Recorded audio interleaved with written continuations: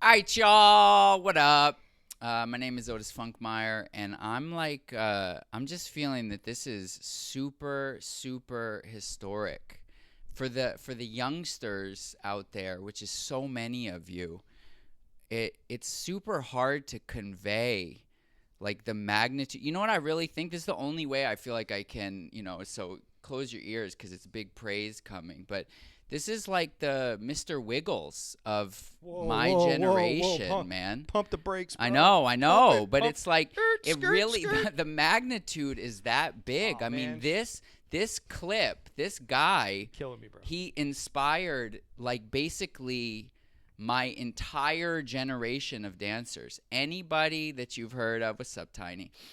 Yo, motherfucker. I mean, this was the guy. Like, this is the guy that we're sitting here with. And, now everything that he and his crew and the scene that, we were all a Jen. part of, it's now diffused and like spread into the whole Dave. world. But, this is like, it's, okay, this is the best way I can say it, because it's really important for me somehow to convey this to the youngsters. It's like there was no YouTube. There were like a couple videos you would ever see. There was Napster. That was it. I don't even. Yeah, there was Yeah, That was it. You're right. It was Napster. just Napster. You're right. It was just Napster. And I remember personally, you start getting into raves. I'm like 19 or something, and then you see this video, and you're like, you haven't seen, for me, I'll just speak for myself. I haven't seen popping. I was too young to have been in the Beach Street break-in area. So this is literally like, for a lot of us, our very first introduction to some kind of like street dance, urban dance, non like ballet Traditional. dance, non-traditional dance. And so I'm super honored to be sitting here Thank you, man, very with much. this dude who, like, in many ways is my whole inspiration for even starting to dance or thinking like this is a thing that one could get into. Like, I remember, here's the very first, this black girl at my college, she taught me this. This was the first thing. After seeing this clip, she was like, you go like this. This was the very first dance movement I personally ever learned. And then the next one was the feet going from here to here. Those were the two first things, and it was like I was trying to approximate what I saw in that video clip. It's funny, Isn't it? It's amazing to me how much love I got from that video. Just chucking it out there on the internet on a whim, like, this is like before message boards and everything on the internet. There was like the AOL rooms back there. This is like right after like cable internet came out, was like widely available to everybody. Before that, it was a modem. It was dial-up. Yes, and let's put it this way, because I remember it was before, at least I was living in Minneapolis at this time, going to college, and it was definitely before Wi-Fi. Because I remember the first people that I knew who were like classmates of mine that moved off campus and got Wi-Fi, and it was like, whoa, you don't need a cable for the internet? So I mean, it's before all that. The whole like kind of backstory of this video was a good friend of mine by the name of Erica Foster. She lives Should we go? Let's you want to just yeah. Okay. I can. I want to. I feel like this is a super good place to start. We're gonna just launch into a commentary on the video that we're talking about, and we're just gonna go as long as it takes with backstory and everything else. So I'll be quick. Nah, no need.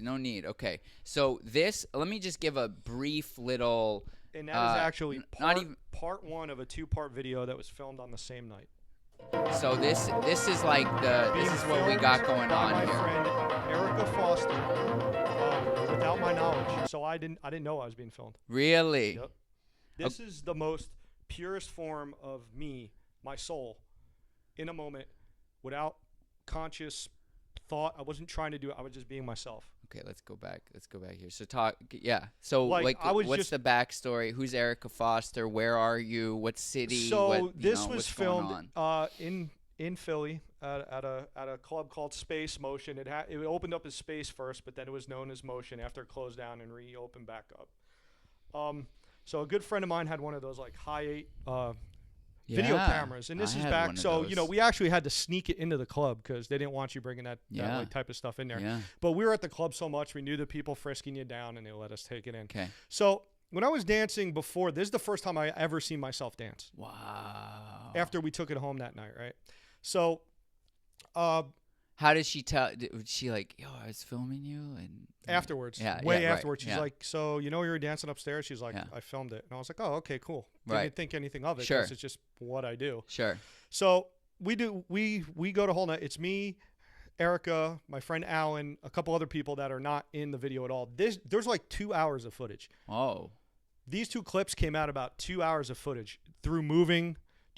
I lost all the rest of the footage. So these are the only two surviving footage from that night. There's a ton of other stuff. There's my boy Aaron dancing, which I told you about. Yeah. If you look in the second clip, there's a guy in a white jacket, Yeah. right? And he's kneeling down on the floor in front of me. This is where I pull out the photon, Yeah. right? So he was the first person I ever taught like how to liquid. And unfortunately in 2007 he passed away. He got killed on his motorcycle. Yeah. So, this video here, I think what makes it special is not what I am doing, but how people feel watching it. And I think that's the thing where, because I was being authentic. Yeah. I wasn't trying to impress you. Yeah. I was just being. Yeah. In the essence of that, that's beautiful. You're just being. I wasn't trying to do anything crazy. I was just, and it's not so much, but I think it just made people feel a certain way, and that's why they connected with it so much. And people were like, I want to learn how to feel that way. Like, I want to learn how to do that. And I think that's what really motivated people to like deeper, was the spiritual connection, and not just the, well, yeah, that like looks kind of cool. I mean, because when I saw it, I was like, the first time we took it home, take the high 8 tape, put it in the big VHS cassette tape, pop it in the thing, hit play, and I'm sitting there going, now I know why people look at me funny. Because it was the first time I ever saw myself dance. Because to me, it was all a feeling. Wow. I didn't dance in front of mirrors. Really? I wasn't practicing. Really? Yes. No, it wasn't. I was just being. So at that time, how technically focused were you at all? Like in terms of doing things like drills, like getting drills. The drill was dancing. The drill was doing the job. There was no drills. You go out and you bang on your craft. I used to go out and dance for 8 hours straight, like 3 times a week. You put that much time in it. I wasn't dating anybody. My singular focus was dancing. And remember, I'm 3 years into my style at that point. I started in 95. I actually learned from a girl. Her name was Chrissy. And she's part of that flow is her. Okay. And part of that flow is her, like that big orbital style that I have, very flowy, feminine. Even feminine, perhaps. Okay. Was because of her. And to me, liquid is a feminine spirit. And it's like, keep the mic. Oh, sorry. No, it's cool. Like when it's like I'm dancing with somebody, and I'm not trying to control something. I'm not bending it to my will, because sometimes it leads me. Okay. And sometimes I lead it. It's more like a partner.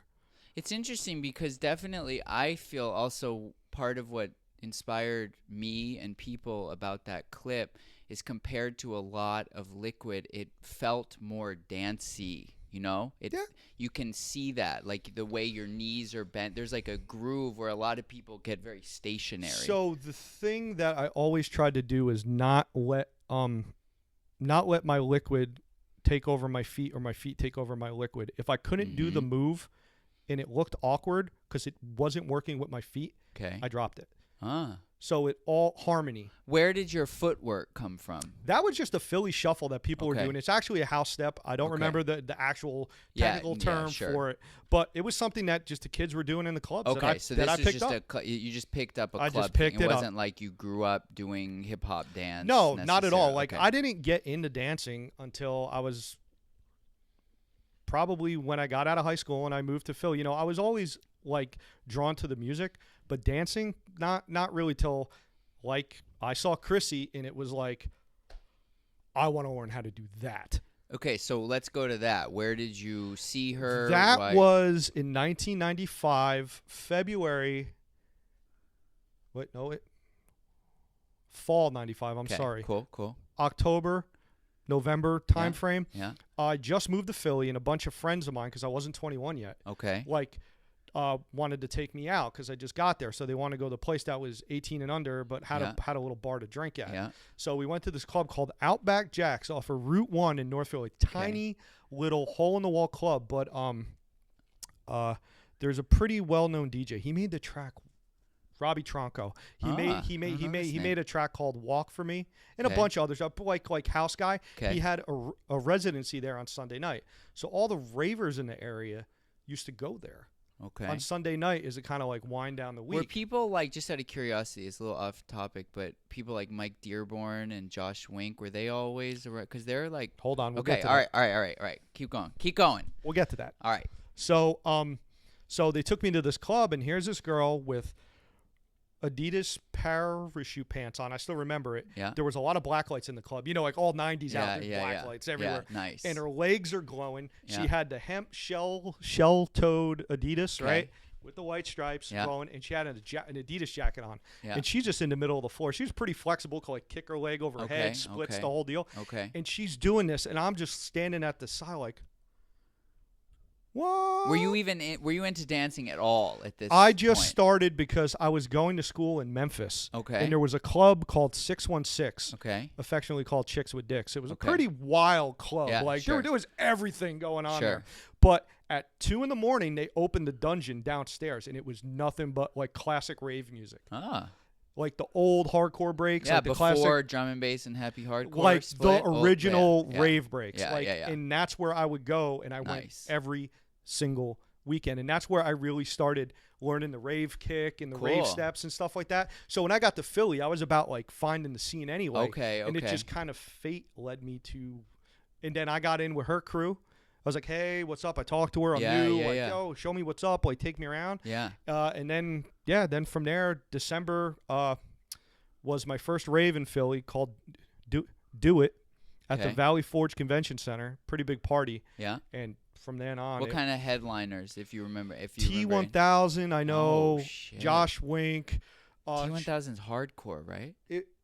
Like techno, but oh no, yeah. but not wow, like this is like blast from the past. yeah. But good techno. Yeah. Not Yeah, Frankie Bones or style. or no, No? even Frankie back then was good. You're thinking of oh my God, I can't believe I'm forgetting his name. I know. I hear you. But you were at the asylum. You know what? Yeah. You know what? I mean, this is like old man But- stuff. Like, oh, what was his name? Delta 9 was Yeah, one of those yes, huge right, like right. No, man. Yeah, No, I wasn't into all that. it wasn't like that. It had a really Sure. good Yeah. house room, and this is back before drum and bass blew up. Okay. And they always put drum and bass in the worst part of the club. I heard Yeah. it in a bathroom once. Yeah. I was at a rave. They actually had the drum and bass guy in the bathroom. Yeah. So for what it's worth, in much the same way that now God, there it's might changed so be much. there might be a split between, I don't know, like boogaloo people and animation people in dance. At that time, there was a major split between drum and bass kids and everybody else. Yes.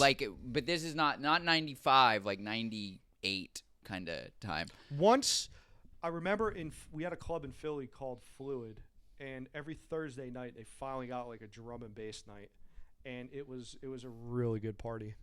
Thursday nights. Diesel Boy, I think. Was Yeah, it? for sure. Yeah. Diesel Boy's from Pittsburgh. Yeah, yeah. But like yeah. Yeah, that was my first. Not Concrete Jungle, because that was in New Yeah, that was New York. I'm sorry. DJ God, I Dara. can't believe I forgot Yeah, that. Platinum. yeah. Platinum every Thursday. Yep. Okay.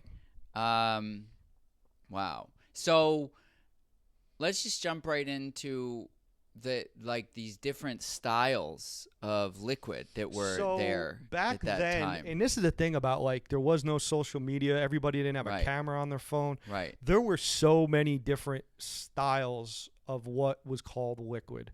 I mean, as leaves on a tree, man. Everybody had their own Had little you flavor. heard the term liquid before you got to Philly? Yeah, Chrissy told me it was called liquid. No, I'm saying before, like in Memphis. Had you ever heard that No, word? there was Okay. no liquid in Memphis. And coincidentally, after I got into it in '97, Yeah. my buddy Chris, he's from Riverside. Okay. So we flew out here to go see his family. Went to a rave at the Orange Show Okay. out there, and then he took me to a rave in Los Angeles, and I started dancing. The kids are looking at me like I had lobsters coming out of my ears. Okay. What the hell is that? Because that was back with like the Mickey Mouse Club Yeah, phase, and sure. everybody's candied out Candied and out, for stuck into sure. the speaker, and they're Yeah, all bouncing. yeah. And I'm like an East Coast Yeah. polo raver, Yeah. fat pants perfectly Yeah. at the bottom with the Yeah, polo, with the yeah, whole thing and the yeah. hat, and I'm looking around like, what the hell is going? Like, and nobody was doing it. Yeah. Nobody was doing it, and I still think I put East Coast rave style up against any fashion that's come since. Well, and that's personally. Baggy polo hat, fat pants. I mean, young people aren't even gonna know what fat pants are. I mean, back then, the way you would talk about pants is like what size the bottoms were. Yeah. Oh, 32 and that's before they Jankos, started 36 making them kickwears. Before Yeah. they started making Right. them that way, You kids used to bottom- cut them and right. put the inserts in. So, but Wait. I don't know about that. That's so before back me. in the reason Yeah. fat pants came about, Yeah. well, in the UK too, Okay. they started that fashion. Oh. In the UK with the big bottoms, but before Okay. it got here, we couldn't buy them here. Okay. So kids were splitting open the bottom of their pants and putting like their Star Wars sheets from when they were a kid Okay. in the middle, or some sort To of make funky them kind of like bell Yes. bottoms in a But way. that's club kid culture. That Okay. fashion piece is New York club kid culture, which was completely separate and had its own thing in New York club scene before the rave scene got integrated with the club scene, because there was the rave scene and the club scene. There's a great book called Generation Ecstasy Okay. that kind of documents this whole change in how when all the rave promoters in the late 80s, early 90s in New York were making like suitcases full of money throwing these illegal raves, the Right. Storm raves, Right. Bones and his whole crew. Right. They started calling license and inspection to get those parties busted and be standing out front with flyers to their clubs because people were still high. Hey, you want to come here? You want to come here? The club kids were already there. So all this influx of new people got in New York City Yeah. with the club kids. So that fashion piece Yeah. and the music, and it kind of did this. And that's why rave fashion in New York kind of set the trend for everybody. Because everybody else is more like candied out, and back in the Right. day, it was just like sneakers and a hoodie. Like there was no, Right. like the fashion piece about looking the part, like that. I personally attribute that to the rave scene being pushed into the New York club scene where there And- was established And Tiny, club kid what culture. kind of clubs are we talking about? Is this Tunnel, Limelight? Tunnel, I mean, Twilo. Twilo, Sasha NASA, and Digby Sound had Factory, okay. Had all the those they were already there. Like Right. when I was in high school, before I Right. knew anything about, like, I knew there was, I'd been to the Limelight and Right. seeing the club kids decked out with like dressed just crazy. Yeah. It was already there. Yeah. It was already there. And when you push But this it wasn't baggy, right? I would assume that no, club- it was I don't flamboyant, or fierce, something. Yeah, like right. flamboyant. Yeah, you know, yeah. like most things, like music and whatever. Like the gay culture that was Mhm. already there. Right. You know, they don't get enough credit for a lot of the A stuff. lot Like of this stuff. yes, they were over disco when the mainstream got it. They were on Right. house at that point. Like Right. everybody was like they were over it. You know what I mean? Right. So, And I think that's I wasn't thinking to go there, but I know that when I was in Boston, one of the main clubs where dancers would go, it was like a private club that was primarily a gay club. Like Always hardcore gay club. Had the best and then music. something at like 2 or 3 in the morning, it kind of toned down and ravers came. I mean, most of the club, like even the one in Memphis, was predominantly alternative lifestyle club. Yeah. But downstairs where all the ravers would go. Yeah. But upstairs they got people in cages and a whole bunch of crazy Yeah. shit going on. But like Yeah. downstairs the music was tight. So it's interesting because, I never really thought about it, but like being exposed to that, it definitely, if nothing else, like it opens your mind. You have to be open-minded. freedom, You have to just be like open-minded. Being yourself, Yeah, exactly. I don't know how you can be uptight and go to parties, especially back then, because it was the Wild Wild West. There were no rules. Yeah, There were no rules. yeah, Like every time we used to go up to New York City, it's like, well, I hope we make it out alive, because some crazy shit would jump off, and it's like 4 a.m. We're in Queens somewhere we shouldn't be at this house. Somebody's having a house party. Oh shit! What train do we take to get back? It was awesome though. Like, you know, living life. I mean, But circling back, like, you know, the rave scene is unique in that I think it was really, really underground, and I think the internet, like, just pulled that whole thing back and made it accessible to a whole new generation of people. Because I remember it was always the same faces at parties. Like, it would be crowded. Like, I'm talking pre-99. I'm talking late 94 to like 98. I saw the same people. It was one big family. Like, even like dancers and stuff. Like, we would travel up and down, like, met Tiny. Met like all the people that would be in the LPC eventually were all at the same party on the same night, and I remember seeing Sean, and he remembers seeing me, and Jared was there, Strange, and Code Fu Red, was there, like Fu. Everybody was there, but 6 degrees of separation. Like, we all knew the same people, but we didn't know each other. But I mean, it was absolutely, like, especially in Philly, it was family. I knew everybody. Like, everybody knew your face, and if somebody came for, who's that kid? Especially if he can dance. Where are you from? Right. Where are you from? And then the other thing I think was, it was like a combination of the internet, and then ecstasy really started to blow up, and I believe some kind of bogus study came out that MDMA causes like holes to form in the brain, and the government got hold of that study, and I believe they started really cracking down on warehouse events, on they like events had to end at a certain time. I saw a lot that of things started getting 2000, more corporate. 2001, and That by sounds 2003 it was dead. Cause 2003. So this is what happens, you know. So basically, the time period that all of this is occurring. This is like a time capsule from about 93 to 2003.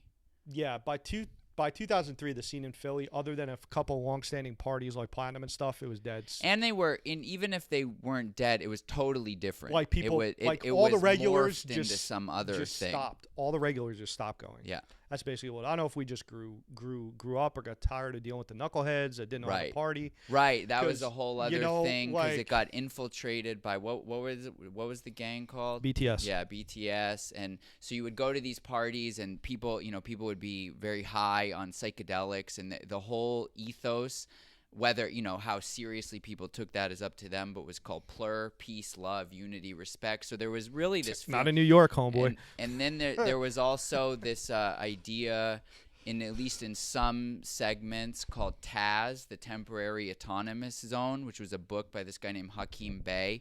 And there was this whole idea that what this culture was about was creating this space where people could like really be themselves, and then when they went back into society, they would be transformed in a way. This also really is influenced and inspired Burning Man as well. So all the festival culture also really comes out of this thing. But then, so what happened is like a lot of, like, it's like a movie in a way.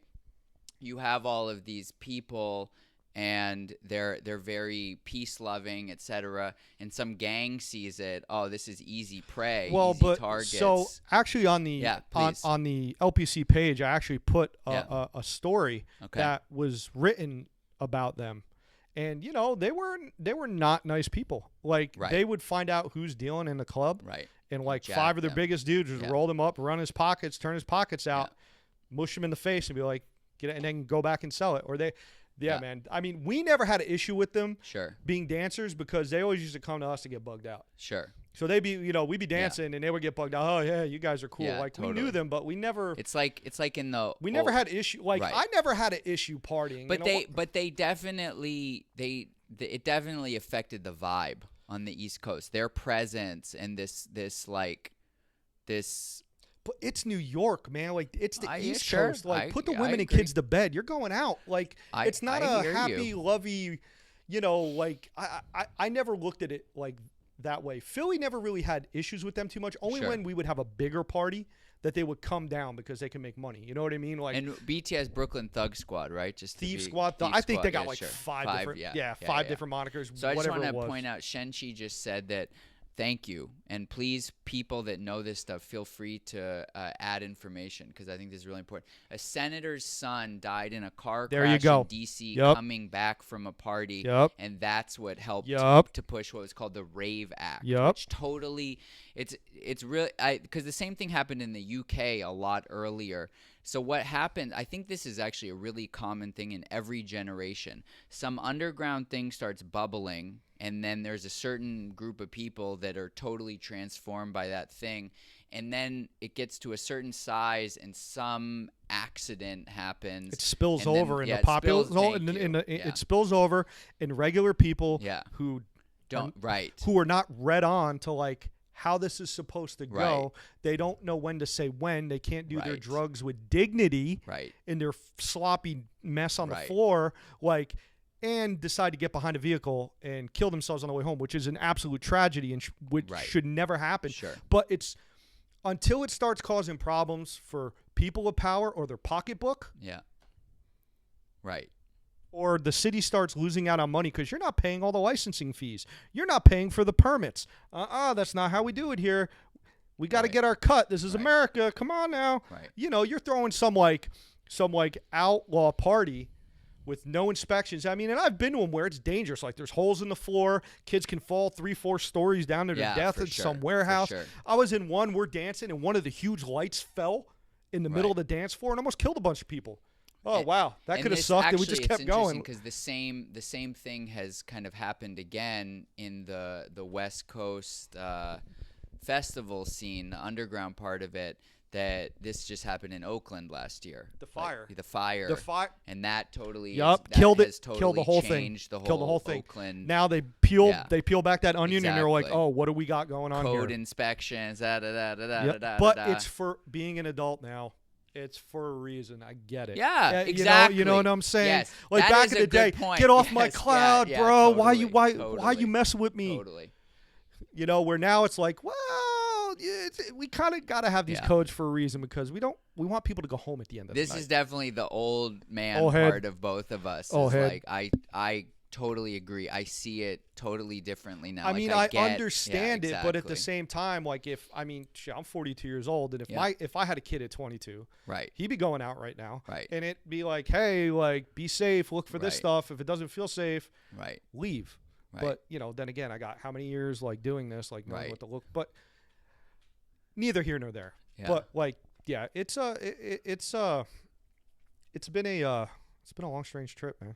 Yeah. For real. Like just watching how everything has evolved, and it's like a virus, right? And we always said it was like a virus. Uh-huh. We would show it to one or two people, and they would be like, "Oh my god, I gotta learn how to do that." What did you show? When you would show people, what was the first thing you would show? The hand flow, Okay. just the little, the Yeah. hand flow. It starts here. If you can Yeah. understand how that works, come back to me next week. I'll show you something. How else. do you before you were in a mirror, what were you feeling, imagining, etc. with the hand okay, flow? with me and my Yeah, style, right? yeah. So most, you know how popping's a very physical dance. Yeah, You know what I mean? yeah. It's 3-dimensional. Yeah. You know what I mean? Right. Where liquid works in 4 dimensions, and the one Okay. dimension they don't get Yeah. is weight and mass. Okay. So giving it weight, giving it mass makes Uh-huh. the illusion of it being real, right? Uh-huh. So I would, Huh. not that you are liquid, but if you were in a pool and having to push water out of Uh-huh. the way, Uh-huh. like that, that's how my mind Huh. interpret it, to give it weight and mass, that I'm actually pushing, that I'm in water and I'm pushing it out of Sure. the way. Okay? Yeah. And, damn, I completely lost my train of thought. So, what you would show people, what your 4 yeah, dimensions. so weight and mass was one of the things that you see people and it's moving around, it's Right, too fast, right. where I would use that as a body cue. Mm-hmm. And I can tell because I'm giving it weight. And you know how you throw something, it wants to take you somewhere? Yeah. Throw it back, inertia. Uh-huh. That's how I knew where my body was So supposed to be this at. goes back to kind of the feminine dancing with someone, Yes. being pulled by Yes. it, And Uh-huh. then leading it sometimes. And Uh-huh. sometimes I would do something and it would just happen and I couldn't recreate it because it was in the moment. I'd be like, whoa, how'd I do that thread? And I would stop myself and be like, shit, it's gone. Uh-huh. I couldn't do it again. Uh-huh. So many moments like that. Uh-huh. So many moments where it's like I'm just vibing in the flow, like the arcade video. Yeah. That was me not trying to impress anyone, just being me. I did that every night for Right. 3 years. Right. Just wasn't filmed. Yeah. Yep. And I think seeing myself dance was the worst thing that ever happened to me. Really? Yes. Why? Because I was always chasing that guy and not being me. Wow. Yeah. It's crazy, right? You're chasing that guy. So now you get up in your head. Yeah. Am I looking right? Am I? Wow. It took me a long time to get. How quickly did that video clip give you like a rep? Like a rep? The rep. In your immediate environment. Not Nobody like you, saw it. Okay. It was just my inner circle of friends. They're like, wow, man, that's really good. Sure. And then but they already kind of knew. It sat for like over a year. Okay. Then I moved out of where I was living. I moved in with a buddy in Cherry Hill, New Jersey. Okay. Down in his basement, I had my computer set up. Yeah. And I got this thing to convert all this footage that I had. So I'm like, let me go ahead and convert this. Because I searched dance videos on Napster, and there were like 2. Yeah. And it was like some guys in their driveway, and I was like, all right, this is pretty whack. So I was like, you know what? Because I thought everybody did liquid. Because in my circle, in traveling the East Coast, everybody was doing it. Yeah. I didn't think it was just my version. I was like, let me put this out and see what people think. Yeah. Like, and this is like Napster. Then it got on WinMX. Then it got on LimeWire. Then it got on Kazaa. Then it got on like all these defunct like file sharing programs, and I had no really idea about it until the reflective message board happened, when we started talking about how the LPC was going to come about. And talk about the reflective, because that's an important part of the history. So reflective was a community. Reflective.net was a community of artists ran by a good friend of ours, a DJ in Philly named Ry Jonas. Okay. Right. Breaks DJ, right? So we all just kind of got together because we would be going to space and he would play there. Like he was a resident, so we knew him from just going out, and I knew him before that circle of influence. Everybody knows everybody, right? So we used his house was the after party house. That's where we used to get weird. Like so after after the party and going out, that's what it was like. Kind of, so he would play records and we would get weird. Now, the part of the reason for the after party scene, which I think is a super important part of all of this too, because like he's saying, that's where you would get weird and start experimenting with movement. A lot of this has to do with the fact that people were taking drugs like LSD, where they can go easy 10, 12 hours. So the party, it's like 7, 8 in the morning, and you're not tired. No. You're still there. Your legs might be dead, but your brain, your brain. You can't sleep. Yeah. But that's where we at LPC, back in the day, before we even were LPC, when we all met and we're just hanging out and partying and dancing together, my favorite parts was going back to the lab after the, eating, drinking, and working on shit. Right. Hey man, check this out. Wow, dude, that looks weird. Like, dude, that would like. And I have to imagine, because I know these 2 girls from NYU outside of the dance scene, and they knew Jared from after hours parties in Baltimore when they would go out to the because Baltimore had a huge, what was the huge Fever. Yeah, Fever, right.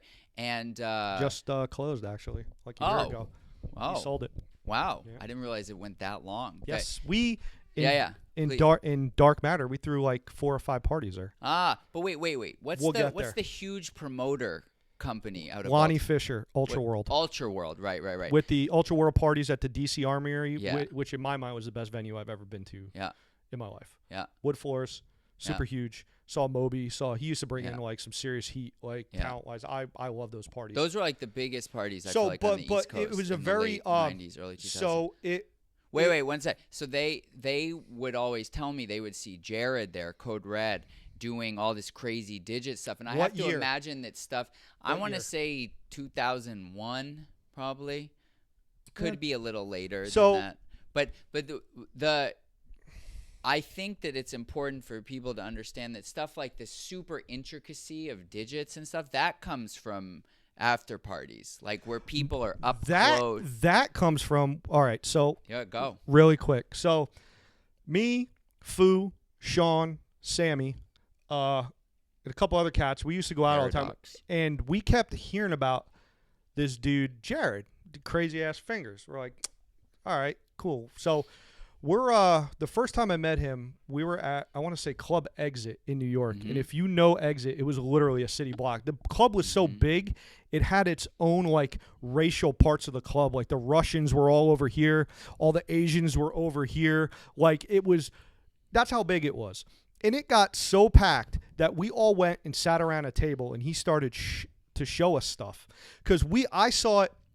So the one party that we were all together was at previous February at I Have a Dream at year-ish? 2000 Okay. Amazura Ballroom Okay. in Queens. So I Have a Dream. We were all at that party. I remember seeing Sean. Jared was at that party. And there was like, so the amount of people that were doing digits at that time, less than 10. Okay. I saw one of Jared's friends that, I mean, we'll get into the whole digits thing. I saw him doing it, and I thought Liquid was like the end all be all. And he like now he's doing like simple finger rolls and braids and things like that. And I'm just sitting here like, what the fuck is that? Like, you know, sleight of hand, hiding fingers, hides, the whole deal. And I'm like, whoa, what? So from February until whenever the countdown party was, I want to say 4th of July time frame that summer, I'm doing this. I'm obsessed with it, trying to figure out like, how did he do that? Mm-hmm. So Did he teach you at all, or you just saw it? No, I just saw it. Okay. So during that time, you know, I'm working on it, and we end up bumping into Jared, and he shows us like all this stuff, and we're like, whoa, what the fuck? So he's evolved it. Yeah. Jared, Code Red, is the single person that brought digits out of the tunnel up in the mezzanine level. If Jared did not meet us and he stopped partying, digits would not be in the world. It was that finite, and that's how many people were doing it at this time. It was such a close hold thing. I highly, highly doubt anybody would have known about it. And I can say for sure, because I met Jared, if I'm not mistaken, at City versus City in Chicago in 2003 with ABM. Yep. And we were all hanging out, Dementia, Function, J-Rock, Popula, Pandora, Todd, etc., and Jared, like just going around to malls in Chicago, whatever. And he was showing everyone braids and finger rolls and stuff like that. And I have to assume that's one of the ways that it got into the popping scene. That's about 98. Oh, no. That cross-connect between us and ABM through the Detroit Electronic Music Festival, that was like, because most of the poppers that we try to interact with that weren't from New York, the New York cats got it. Yeah. Because, remember, this is before the internet, before all that stuff. All the popping stuff was very tribal. You had to know somebody to learn it. You had to bump into somebody. So we would bump into these people at these parties and just try to scheme on them and watch and be like, yo, man, how does he do that? Like, you know, and eventually you get cool people. Certain people get cool people. And that's how, like, that cross-connect happened.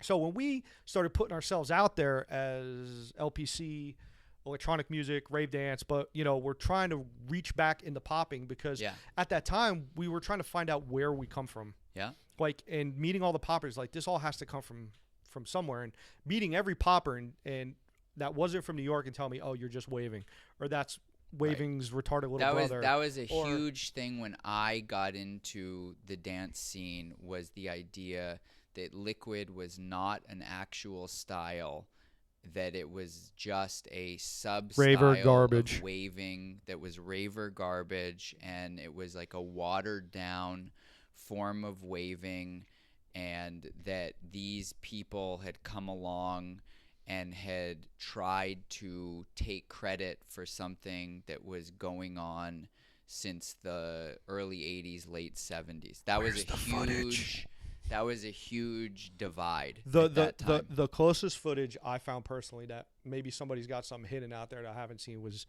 Damon Frost.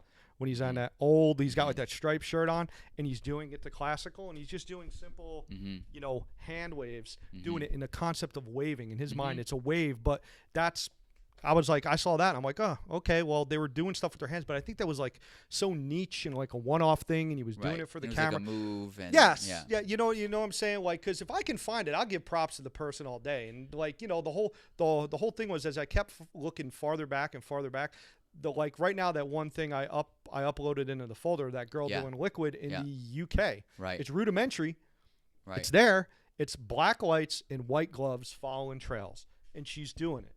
Yeah. It's not clean. The Right. handful isn't there, Right. but she's looking at the concept of making trails. I mean, at this point for me, and I don't say this with any kind of like anybody should listen to me, but just my perspective.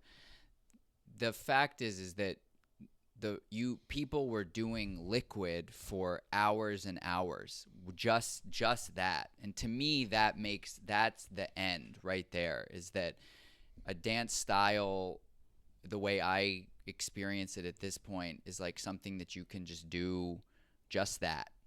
That makes it I mean, style. I stopped. I know what it is in my heart. You know what I Right. mean? I stopped trying to convince people. And honestly, people are going to believe or like whatever they're going to believe. You know, the amount of hours I've lost in my life on the reflective message board and you name it. Sure. And Summon the Heroes back in the day. Like, I'm just over it, man. Like, Right. like, you know, and it's self-evident now. Was a popping email. That was, so check out how primitive everything was. When I to got share into clips. popping, it was the very tail end of something called Summon the Heroes, which was an email newsletter where people would, the way they would post things is they would reply to an email, and then that email would go to everyone that was subscribed. I'm sure that young people You don't just even have reminded me of something. There was any another message idea- board yeah. that predates the reflective one called Shut Up and Dance. Yeah, And for that's sure. where a bunch of my stuff started getting shared out on. Yes. And I that's think that's probably where I saw it. like what you know what I mean? I forgot about that. Like, Yeah. yep. Yeah, man. Like we're so connected now. Sure. I don't know if people could relate to like how No, hard I it don't think was so. to learn something. Yeah. This is Especially this stuff. This is our generation's version of, you know, when you listen to people like Poppin' Pete or Taco or Jazzy J, and they talk about like so much of the Boogaloo popping world can trace back to Poppin' Pete's garage. Jazzy J went there, Taco went there, Boogaloo Sam went there. The same thing occurred on the internet with these little email newsletters, these little Message boards. Yep. that had members that numbered in the hundreds and from all over the world. And this is like the infancy. And these people went on to, you know, share things on Kazaa and Napster and da-da-da-da-da. And then eventually YouTube comes along. YouTube. And then It's everywhere. here we are. You can learn anything on the 2018. internet. Yep. It's crazy. Like put it in work to like we couldn't wait for the bigger seasonal parties. So, Right. you know, because that's where all the dancers went to, the big ones, like the Ultra World parties. Right. You know what I mean? The ones in New York, the countdown parties, the what is the one the Halloween ones, the Boo ones at the Asbury Park Convention Center. Like that was Sure. an awesome one. Like there was a huge dance circle, huge. Sure. And anybody that danced was there that day. And just to, I don't know if this is the right time to bring it up, but I definitely on the East Coast, part of the way that popping came in was Shallow, 3D for days. Yep. Domino would be at parties. And Yes. there was a guy where I was too named DJ Thunder who was friends with them. That's a name very few people would know. But Hey, Tiny, if you're still out there, could you throw in the chat, what was that one dancer? I can't remember his name now, but he used to do the traces with his finger like a mannequin. He used to do something. He had like, it was like this. And he used to do this style like a mannequin. I cannot remember his name. So I hope Tiny's still out there. I do too, because I feel like And he was an OG I feel like head. that was the first guy I ever saw. I went to a Psytrance party in August of '98 in New York, in like Tribeca, and I saw this dude doing what you're describing. I'm trying to and remember. I was If Tiny's I out was there, he'll definitely candy know who it flipping is. for those of you that know what that is. And I was just like, what is this guy I doing? can't remember his name. Like he was pretty famous for something too. And I'm trying.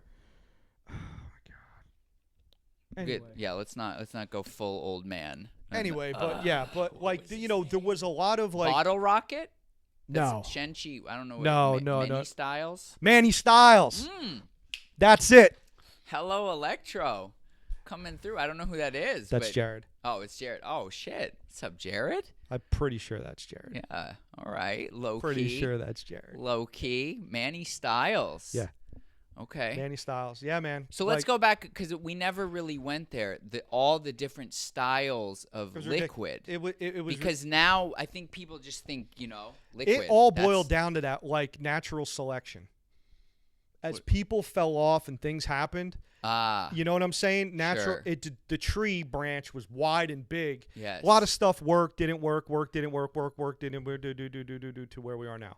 And I'm not saying that's the only way of doing things. Right. It's just the way the parallel reality that we're in. Yes. It coalesced into what it is. What it is now. What it is now. We got Manny Styles, you Goomba. That's pretty funny.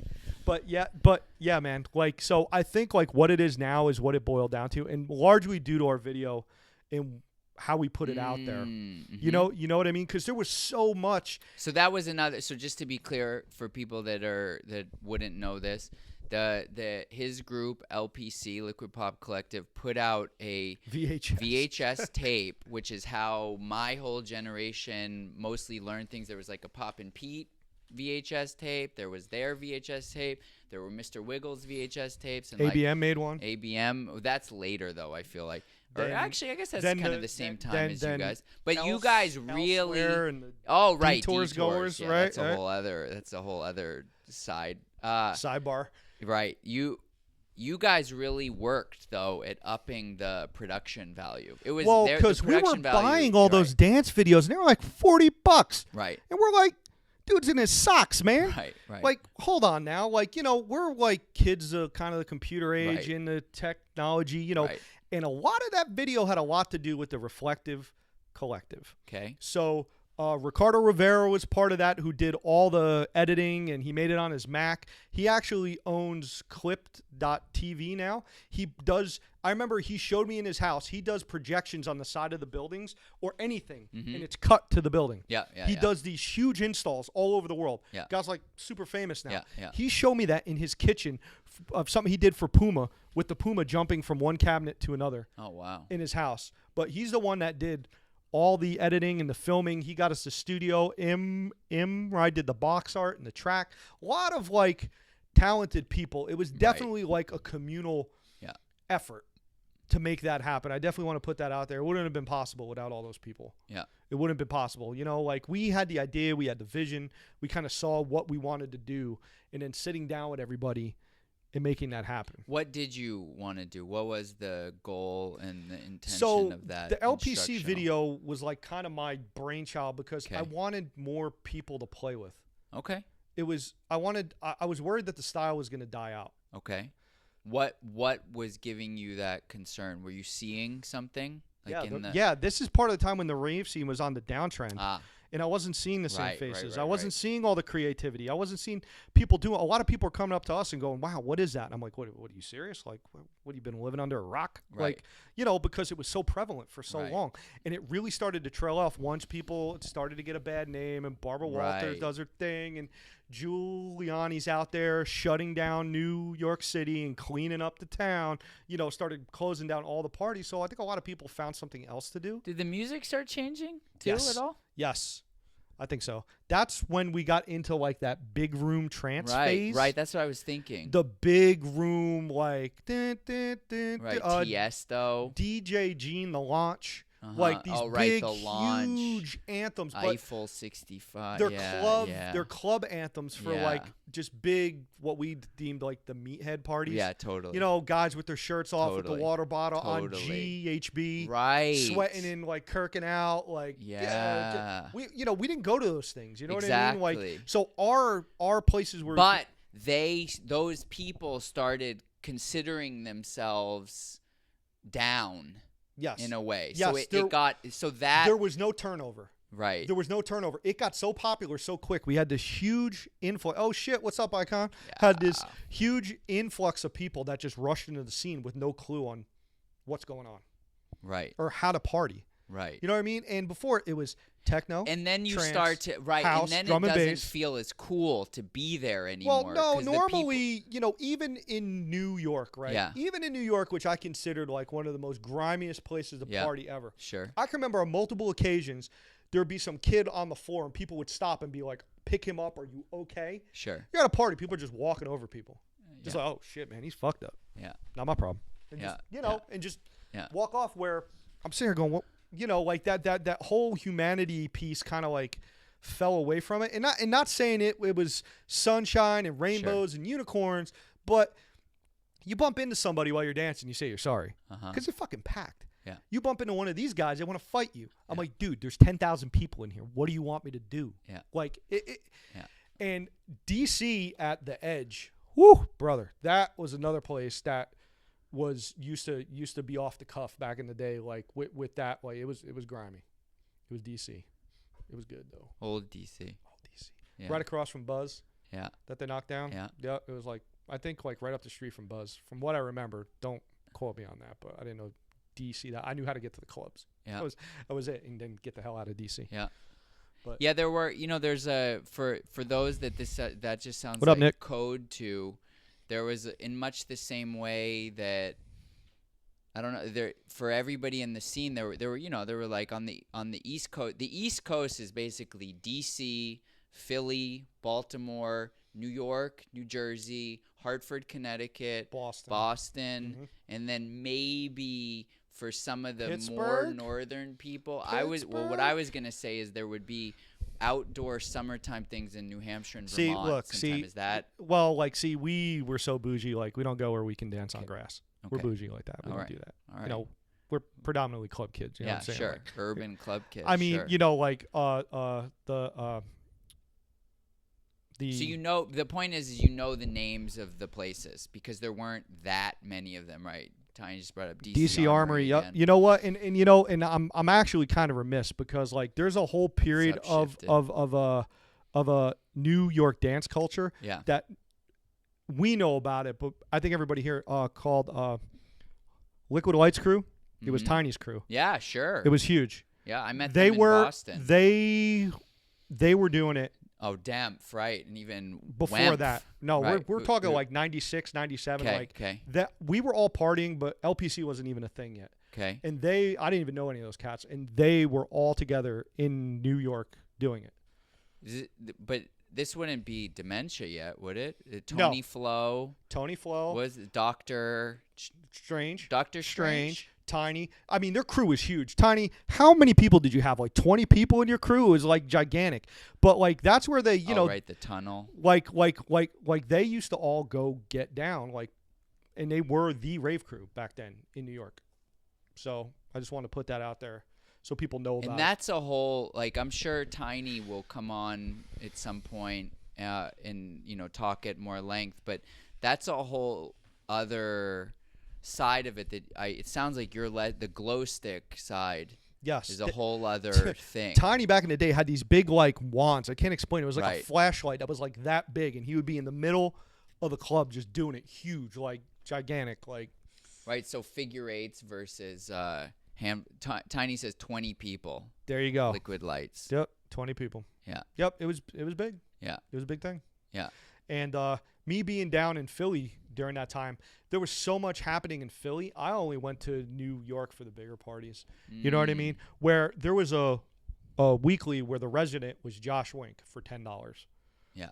At 1415 Locust Street. That was the name of the club. Yeah. 1415. That's where it was Thursday or Friday. No, I think it was Friday. I was there every Friday. And Josh Wink at that time was a huge name. He had a huge track. Higher States of Consciousness. Yep. That just came out. Like, Philly had a really good house music scene too. A lot of good house dancers. Rene Harris, he has his dance troupe in Philly. He used to have a picnic or something every summer, and that's how I got to meet Taco. Like, that's how I got to meet, like, because he would bring all the other dancers from out. Wiggles used to be there, like, and it was a thing for a while. I don't think they do it anymore. Sure. But like it was, yeah. So Philly had a lot going on, so I didn't really need to travel much. You know what I mean? Yeah. But for the bigger parties. Absolutely. And then I ran into Fu and Sean and Sammy and all them at the Ultra World Party Starscape in 2000. Okay. So that's back when I think it used to be in June. It was a summer kickoff party. And then the fall party for the winter season was Radiate at the DC Armory. So, yeah, now that you're saying that, it makes me think, again, for historical stuff that the the rave scene then was a little bit like the festival scene now, It traveled, yes. meaning once the summer started, you know that somewhere along the coast there's going to be a party every weekend. Well, yeah, Probably twice a weekend, sometimes weekend-long parties. And there were those bookend parties, like the Ultra World parties, that kind of set everything off because of just their production value and like how they were handled. And then you had like Slick Dog, what's up, dude? Oh, if you got something to add, please. Oh, we got Slick up in here? Yeah. Oh, shit. What's up, Slick? All right. Yeah, go on. No, just how like the parties were set up, like, and there were throughout the summer there were those parties that everybody would go to. And then the fall would come around, and then Radiate would happen, and that was right after Thanksgiving. I want to say the Friday or Saturday after Thanksgiving, so everybody's off for 4 days. That shit used to be bonkers. So we would all go down to D.C. We'd have Thanksgiving with our families, and then the next day we were all trooping down to D.C. to go party for the whole weekend. Like, yeah, and then there was also, it makes me think to say, part of the excitement was like, for at least I'll speak for myself, like I'm not seeing dancers other than these events.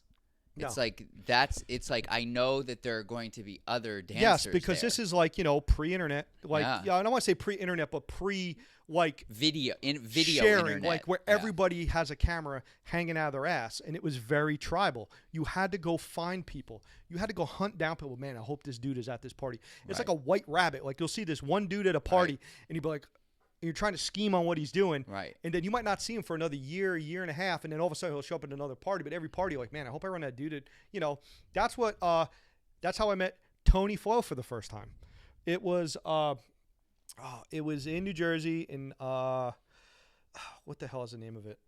Oh my God, I'm so I bad. know you're going. No, you're good. It was almost a party that made somebody in the that, chat made will me know, I'm quit sure. raving. It was so bad. It was so That- hot. It was so hot. Like, Uh-huh. people like passed out and died. It wasn't local 13 through it, which was a party crew in Philly. They did Yeah. most of the big parties. Whistle. Okay. Yeah. It was called Whistle. Yeah. So that's where I met Tony Flo for the first time, and 3D was there. Okay. So I met Tony on that first night, and then a couple months later, there used to be this after hours club, local 13 party again, did all these fruit parties, strawberry, mango, banana, like it was just what they did at this club called Evolution. It's not there anymore. It's Okay. knocked down, but it was an after hours club outside, and I was like, oh man, you were the dude and he's the one that actually started showing me tuts and boxes. That was Tony Flo. The first time anybody ever actually like sat me down and stopped me and showed me like, hey, this is how you do it. This is what I'm doing. Because it wasn't really like that. Like, you had to get in with people for people to show you stuff. Right. Very similar to how the OG poppers describe, the OG popping scene. What is Tiny saying? Uranus or something? Is that a club or a party? Anyway, it was very much like that in the sense that there would be these circles, but there's like loud music. It's not the friendliest. It's not like a picnic or something. You're not necessarily just going up and talking to strangers. And if that happens, it's a little bit coincidental. It's not like the norm. Right. Especially when you do liquid, because people are looking at you like you're weird anyway. Yeah. Oh, you're one of those guys. I'm going to stay away from you. Like, Yeah. like for the most part. Or people are intimidated. No, I don't think anybody was ever intimidated. I know for a fact that at least on the West Coast, like Tetris talks about seeing Pop and Todd, J Smooth, Pandora, Confusion at parties and just being like super intimidated. Like, oh, these are the dope dancers. Like, I'm not gonna go talk to them. No, I don't know. They're too cool. What's up, Sean? Sean's in the chat. Yeah. Now. Vibe Elements. Damn, Vibe that's Elements, right. yeah. Dementia, Doctor Strange, Tony Flo, Tiny. I met them in Boston at a taco class. That was the first time I met all them. Dude, it's funny like how much water's been under the bridge, right? 20 years at least. Yeah. 20 years from 98, so. Yeah. Yeah, it's like one of those like pauses, like, wow. Yeah, I mean, and time it's has funny, and passed. look at all these people that are here, and like everybody's like 6 degrees of separation from everybody, and I know like a lot of like pretty much all of dark matters up in here right now, which Right. is, my crew now, and Yeah. it's pretty crazy. Like, and now like a guy named Chris Verb, Yeah. he does a liquid convention pretty much Mhm. every summer now called Mhm. Confluence. Okay. He just had one this past summer. Okay. If you're into liquid and digits and you want to be around a bunch of creative people, please go check it out. Support them. You can find them. There's if you need to get a hold of them, you can get a hold of me and I'll direct you. We're tiny or Are you and there? Do you? due to my work commitments, I couldn't Okay. be there. Sure. But if my work allows it, I'll be there. Cool. But so it's kind of like they're old heads now, so I don't know what that makes us. Sure. But they've been kind of with us for a very long Hey, time. you're like OG Liquid. No, I'm not. I mean, if To them, you are. I don't know. I'm granddad at this Yeah, point. right. Like Right. but it's just like, but they've kind of taken up the mantle to keep everybody together, Sure. type of deal. You get older, things happen, you get families, people move on. You know what I'm saying? But like, they're the ones that definitely are like keeping it together. Yeah. So if you want to be part of the community and actually go interact with people, which I highly suggest you do, Yeah. because there's a part of this you can't learn over the internet. It's the interpersonal things, like the nuances and talking to somebody, and you can watch footage. And that's why, I know, Matt Hadoken. Yeah, for sure. So he showed up at one of our parties in Philly when he was 16. Oh, no. Yeah. Shit. When he was 16 to come learn from us. His parents took him. Came to this party of ours that our original venue we had, somebody got shot or stabbed at that place the night previous, so now it was a crime scene. We couldn't use it. We had to find a new venue in 24 hours. Hilarious story. And our buddy Mike Conway, who was actually producing the event, he ended up getting this male strip club. Don't ask. Sure. Don't tell. But we literally had to have it in that, and so in the front, like all the dudes were doing their thing, and we Oh, had this really? whole back. And here's Matt with his parents dropping him off. Have fun, kid. It's funny, but Matt's been with us a very long time, and Yeah. now he's a dad. He's got a family. You know what I'm Yeah. saying? Yeah. Guy's dope. You know what I mean? For Like sure. people, and that's just how it is now. Like that generation back then, and that was 2002. Okay. Ish, Yeah. because I had a house party after that. Yeah. And Icy came to my house, like all the people we booked came to my house, and we did it on my roof. Yeah. With the city in the background. Yeah. It was, it was a great time, but it's like, all those people at our party, most of them are still active Sure. in the community, and now they're like the old heads. Sure. You know what I mean? Because they've been around Sure. for so long. I want to keep going back to the styles you were Okay. were around. So, were I mean, there were a bunch of different styles. Like I said, there was... Because I feel like there's a real opportunity for things to be excavated that have just kind of fallen by the wayside that didn't necessarily From my need to. recollection, you had the ones that were based around glow sticks. Yeah. So just take the glow sticks out of their hands. And So they were that kind and of that can you call that figure eight as a Figure kinda, Figure eight was definitely a part of it. Not so much hand flow, but like the figure eight more with a fist. Like I said, I saw this kid who used to stack his fists, but he did it so fast that it all flowed together. And he used to make like angles and go around, and he used to glide with it. So he'd be gliding and doing with it, but it was very fluid. He was unique. I didn't see anybody else who did it like him. And then, like I said, Mark Function Yeah. showed us the orbital style on the chest, and like that was like a Midwest thing. What do you Predominant. mean orbital style with the chest? So like you have a ball, Yeah. and you're doing this with it. Yeah. So the flow comes in the center here. Okay. Vice doing this. Yes. With it. Okay. You know what I mean? Yeah. Yes. So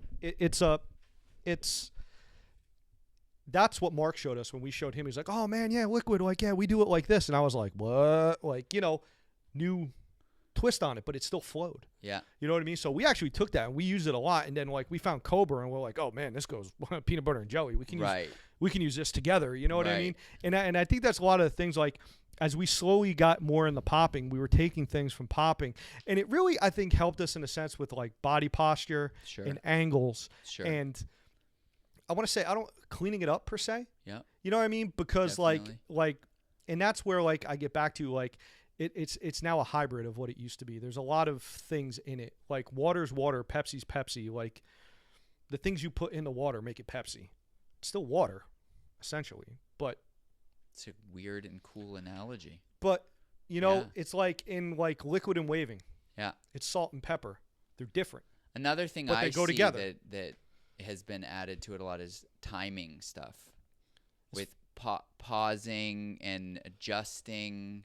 Like So I feel like, and this is, I'll say this is a question because I may be talking about things I don't know enough about, but I feel like musicality, the way that poppers experience musicality, but beat kill kind of musicality, that wasn't so. no, The because it flow doesn't was flow. exactly Because remember, exactly we're not hitting on the beat. You know, bop, bop, bop. That's not how our music was. Our music was 128 beats per minute. You'd fucking die after like 5 minutes. You know, Sure. I've seen it done, but you know, it's just that how we kept time. You travel the same amount of space between beats. That creates flow. Mm-hmm. So boom, boom, boom, boom, boom. You know, not boom, boom, boom, boom. If it's doing this, and then if the music's faster, you can go faster or you can Right. stop. Like I only change direction on a beat. You'll see people change directions when there's no like. So instead of hitting, I change directions. Mm-hmm. Boom, boom, boom, Mm-hmm. boom. Mm-hmm. You know, like, so I always, that's how in my mind, and that's the thing about Liquid, like, if you can understand how to keep the flow, what you can do with it is completely up to you as long as it flows. I'm not telling you have to do rails. And that's why in the video, we showed concepts and not moves. Yep. Change of thinking. We want you to take this concept and come up with something. Show us something. Like, and I think a lot of people took it as gospel when that's not really what we were trying to do. Sure. And that was our greatest failure about the video. We didn't talk. We gave you all these concepts. We showed you, but never, and unless like these guys who came and actually found us to hang out with us and spend time and we could elaborate on things. And I think that in the video was our biggest failure, is that, you know, we didn't talk about the mind piece of it, the backstory of why it's this way. I never got to explain like mass and weight and time and how to keep time with Liquid, because you're not hitting on a beat. You have to travel the same amount of, you know, space within that piece of music. I would appreciate if you would talk about it now as though this were that, So, because I'm super interested in it personally. If I can go back, and all those are just concepts to help you understand of what you can do with it. What are those? You know, rails. Because a lot of people will not have seen So, the video. The video is available for free on the Liquid Pop Collective page. You can just go there. It's there. Just hit play, and so it's the whole video in its entirety. This is the fundamental, like, cornerstone instructional video of Liquid.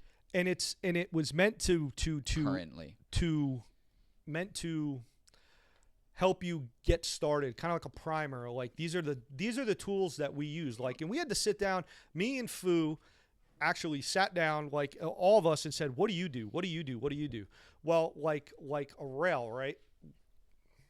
You know, this is a contour. So we would sit there and we'd see things in the environment, and we would try to contour our hands around it. And that kind of led into, like, if there was a box here in space, you can go around it, on top of it, around it, and then I can go, you know, like up over it. How much tension would you say is in your hand and forearm when you're contouring? Seems like a decent amount. Not, you know, honestly, I don't think so. It's more, man, I can't tell you. All right. Sure. It's like I can walk and chew gum now with it at the same time. Yeah, it's just exactly. it's muscle memory. I don't have to. Yeah.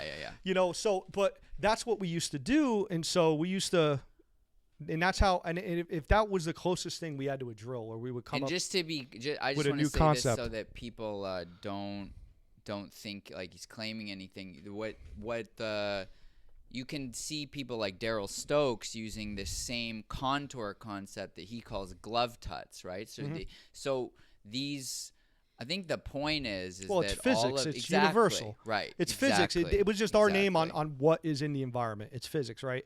So taking those things and putting them into the video to help. D Strange says good Liquid definitely has good tension, because you would think in order to create mass and weight, you need some amount of but I couldn't tell you how much I'm doing. Sure. I'm not saying there's no tension. How many psi? I couldn't tell you how much it is, but he is absolutely correct because that gives it that fourth dimension of weight and mass. Right. You know what I mean? The thing you're actually manipulating something like, but it's all dependent how you see it. Talk more about that because I actually feel personally that's the least understood. Well, so liquid, right, takes the shape of its container, right? So how you view the world, whether you're a very mathematical mind or a very abstract mind, you can tell a lot of the kids that are really good at like digits and the finger boxes and all together, they're really, I guarantee you they're probably really good at math because everything is precise. It has an exact place where it's supposed to be. There's no wiggles. It's very technical. Very technical. Where mine was always very ethereal and big and kind of flowy because I'm not really like a mathematical mind. I'm definitely a feeler, if that makes any sense. Sure. But that's the way I see it. I didn't know that, but that's the way I see it. So it has to feel right for me. And the biggest part was if it felt right to me, it looked right for most of it. And I think that people need to take just the flow, just how to create flow, just take that and then allow your mind, however you think, to create what it's going to be. It doesn't have to look like mine. It doesn't have to look like Sean's or Tiny's or yours or anybody's. As long as you can make it flow, and I think that's kind of thing people, I have to do rails to be doing liquid. I have to be doing contours to be doing liquid. No, that's just a concept to change a body posture, get from here to here, make it look cooler. Because the whole thing about liquid back in the day was bugging people out, stealing face. Like you're at a party and you catch somebody like kind of like looking at you, and then you suck them in, and the next thing you know, they're like, and like this is before lights, before any of that, and it was kind of like a badge of pride, like you're stealing people's face without any props, and that's what we kind of like pride ourselves on. Like we can bug you out with just our fingers. Like we don't need lights. Like it's all, like stealing that face element, I think is like the thing that made it the most fun for me, is that people are looking at me and going, that's impossible. No, it's not. So explain a little bit for people that want to know like what you mean without lights, because there's the whole concept of light shows that other people would do. But so the only light shows we had back in the day were glow sticks. Right. And then I went to. I'm saying when people would go up in front of people. That were sitting of course. They're still doing that now, but they're still doing it. But now they got all the blinky gloves. Right. Yeah. Like it's kind of the same. But the idea is that you guys. It was dope that you could do that, and you didn't even need. We didn't have. We never glowing lights. We never walked in somebody's face and said, "Check." Yeah, of course. You would draw them in. We'd be back in the corner and we'd be doing stuff, and we would. Yeah. We were in DC, and Jared was doing what he does, and literally this dude's walking by and looks over, and he just stops and he's trying to grab his buddies like this as they're walking by. Like it was one of those things, like stealing face, man. Make him kind of like, bugging people out. Like God, did I just see that? Especially they're at the club, they're fucked up and they're like, whoa, dude. Whoa. So like even with the hiding of the fingers, there's a magician component. Absolutely. To it. Sleight of hand, absolutely. Bugging people out, and like that's another thing that like try to bug people out with it. I love it. Don't make it look clinical. And this is just my opinion. Yeah, no, I love it. Okay, so here personally, this is why I think this opinion is so important, is because face melt, Tiny says, is because the people that are at the beginning of things or toward the beginning of things, in all aspects of life, generally have a focus more on the forest than the trees. And then the people that come in later, they try to reverse engineer what these people who were just feeling things, what they were feeling and why they were feeling it. And even like my question about how much muscle tension. But I think that it's so important to at least have in your mind what the actual feeling that the people who created and innovated the things were feeling. And that's where the people who have come and talked to us and the people who haven't, you can see a difference.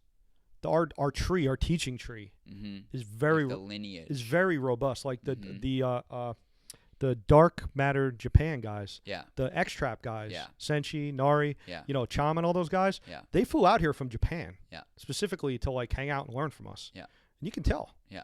You know, like you get the backstory, you get the why. And even they don't speak very good English. You know, Sure. Chom had to like translate a lot, but you Sure. still that interpersonal connection, which I think really dance is about. Like Yeah.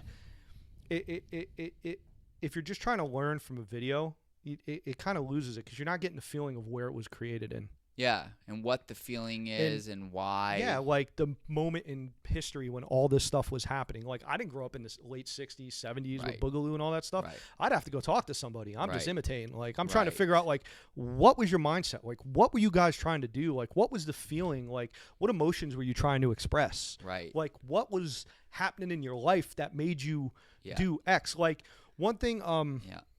that man, I'm getting old. Okay, I'm going to steal it then. So I want to say to people that watch this that are kind of like regular viewers of my channel, one of the analogies I would make to what he's saying is I have discovered over really just the past few months that so much of the animation style that Tableau teaches, the fundamental basis of it comes out of the fact that the age that Tableau got into dancing was the disco era. And so the robot and the tripping people out that they were doing, the underlying flow or groove or whatever word you want to use was a disco groove. And so that had to do with things like the dress code in the clubs in terms of how the kind of shoes people were wearing, that and obviously the music they were listening to, that influenced the whole thing. So that's why to me, when he teaches the robot and the animation, when you actually spend time with him, there's a real groove to it because it was happening in disco clubs to disco music. And when you think about it, in many ways, the robot is a disco dance, right? So each of these eras, right, like Boogaloo is a mid-early 70s funk dance, right, when synth bass and, you know, electronic drum machines get introduced. And Liquid is from like what at that time, like this is it was for our generation, it's super weird when the term EDM came in, or even electronic. Well, but that when I started, it was that was something techno that music. that was something that like corporate made. Yes, to, like, of course. To market. What was the umbrella term when you started? For me, it was techno music. Well, it wasn't there. There wasn't even a free. I mean, there wasn't even a umbrella because I started listening to like freestyle in house, like the old school freestyle. Like good. Hello, DJ. Yeah. That's like we used to go roller skating to that stuff back in the day. You know what I mean? And they would play like house. Where? In New Jersey. Okay. Yeah, like at roller skating rinks, they were playing freestyle music and house music. How old are you? Ish. 12? No. 15? 5 to. Oh. 5 to 9. I was born in 75, yeah, okay. So.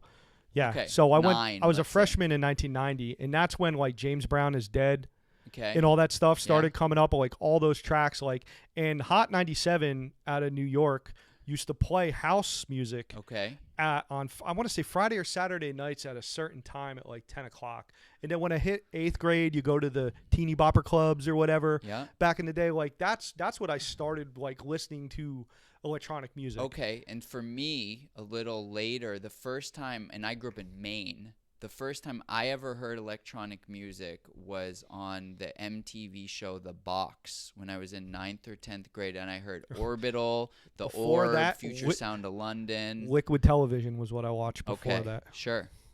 Liquid Television, the same thing. Future Sound of London, Papua New Guinea, like all those like crazy music videos, super experimental, Moby Go. Yep.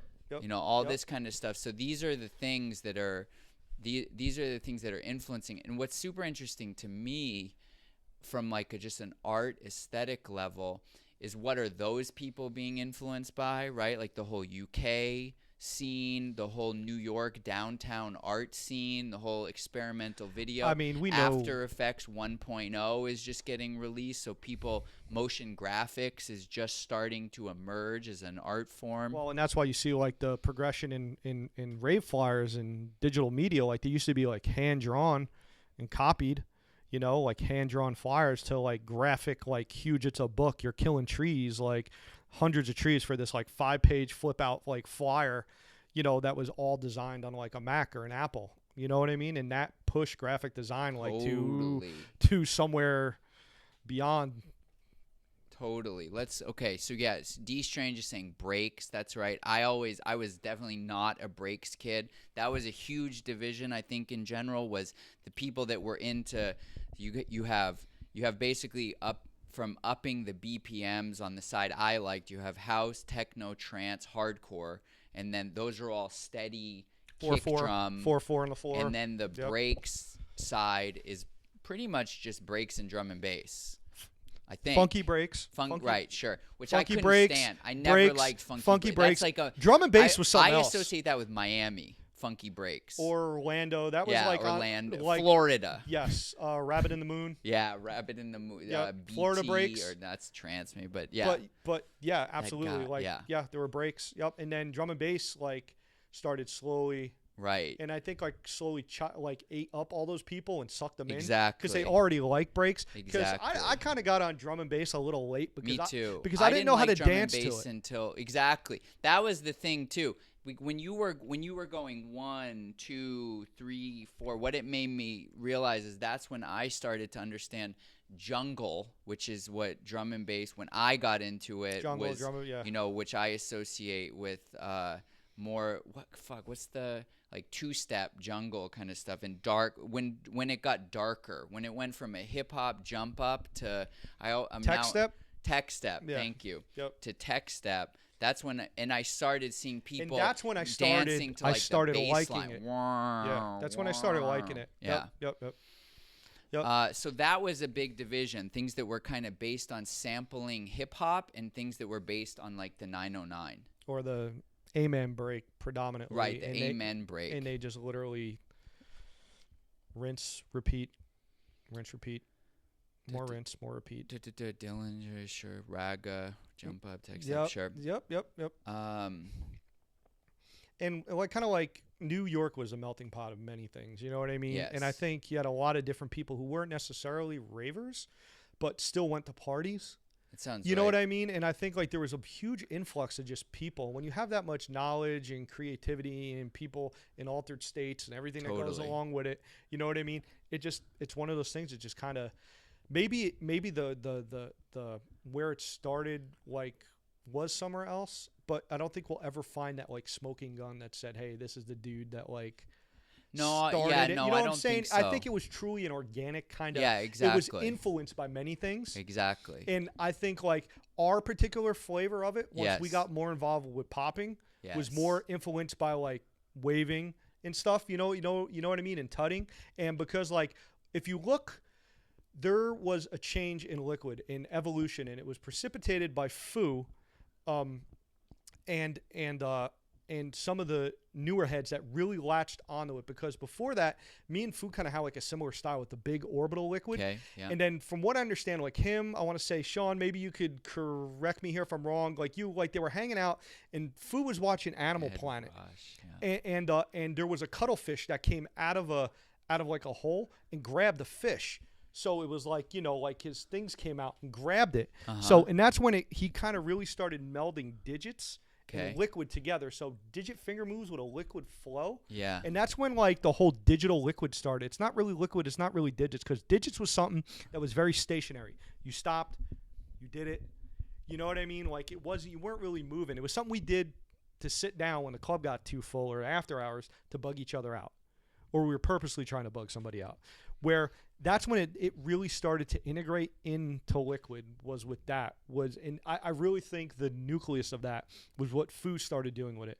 Because after that, his kind of like whole style kind of changed up. And that's where everybody's kind of like in the, the box with the fingers and stuff, and started getting away from the more bigger liquid. And that was another evolution of it, where it was all kind of big and kind of orbital for a while.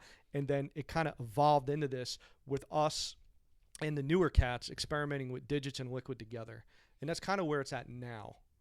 All right. I still want to go back to where for you was the original thing, because I personally feel like a lot of because if we go to that, in fact, let's do a full on commentary on this clip, that we started with right now, because to me, this, in terms of how things were popularized, this is the beginning of the world latching on to this. And like everything in society over the past 20 years, it got significantly more technical from this point forward, but this is This is analog. This is analog, exactly. And what they're doing now is digital. I love what you're saying, because I actually just went to school for mixing and mastering, and so I have a much more in-depth sense now of what the whole analog tubes and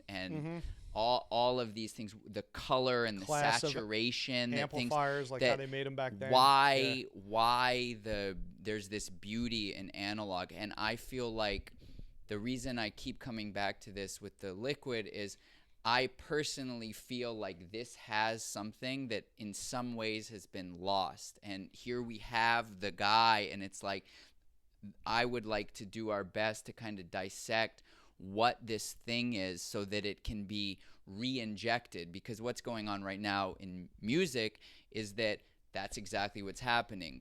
Digital recreations of analog. We can't go back to 1999, no, right? The whole vibe and everything, you can't go back to it, but we can emulate it and incorporate some of what was there, and I think that it will improve the overall thing. So I'm just gonna play this. We can pause it, but just whatever kind of comes to you as you watch it right now.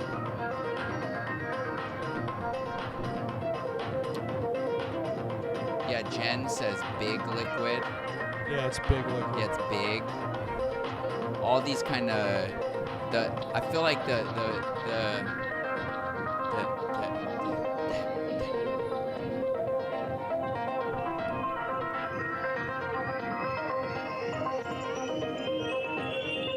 and it's very much, going with the synth line, in a way that's very visible. The beat comes back, I start putting feedback into right. it.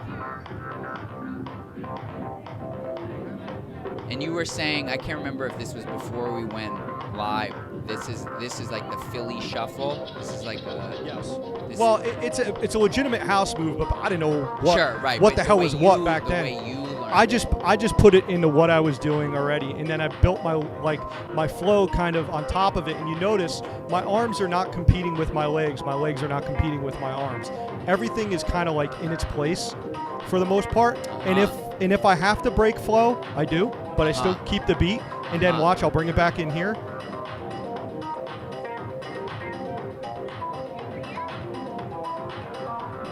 Now, was that something you had to work on? Was the ability to be able to keep the flow while your feet were, or was that just natural? Like, remember, I wasn't practicing. I wasn't standing in the mirror. Right. I was going out and doing this. Okay. Literally multiple times a week for hours. Right.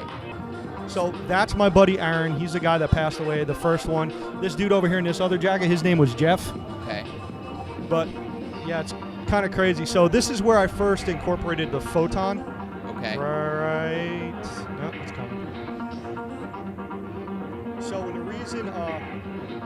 So where are these waves coming from for you at this time?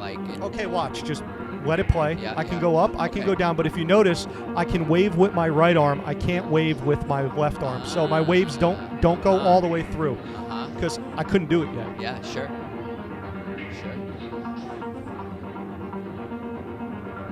Oh, and I steal my buddy Aaron's move here, and you'll see him freak out. Watch, because he did this earlier. I was like, all right, fine. I'm a jack your shit. Take your shit. Take your shit. See, look, I can't wave all the way through. I always stop it at the head. And how much was any of this influenced by popping? Because there's these kind of dime stop. So what? See, like he's like, you motherfucker. Oh, with the hat. Yeah, he's like, you motherfucker. Yeah. But so that was at Dub Tribe Sound System. at a party at Space called Pangea. This was outside. They actually put a tent outside. You can't see shit in this video. Sure. I don't even know why. I don't know who recollection of putting this out.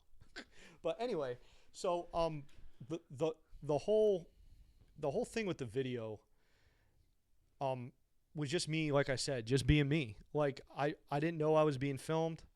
You know what I mean? Like, especially the first part. The second one, I can't recall her now because she was in the background. I knew she had the camera, but Sure. I know for the first one, I had no idea. Sure, you were in Because your own world. because there was like a little bench and Yeah. stairs there, and she just sat down with the camera, and that's why people were walking in front of her all the time. Mm-hmm.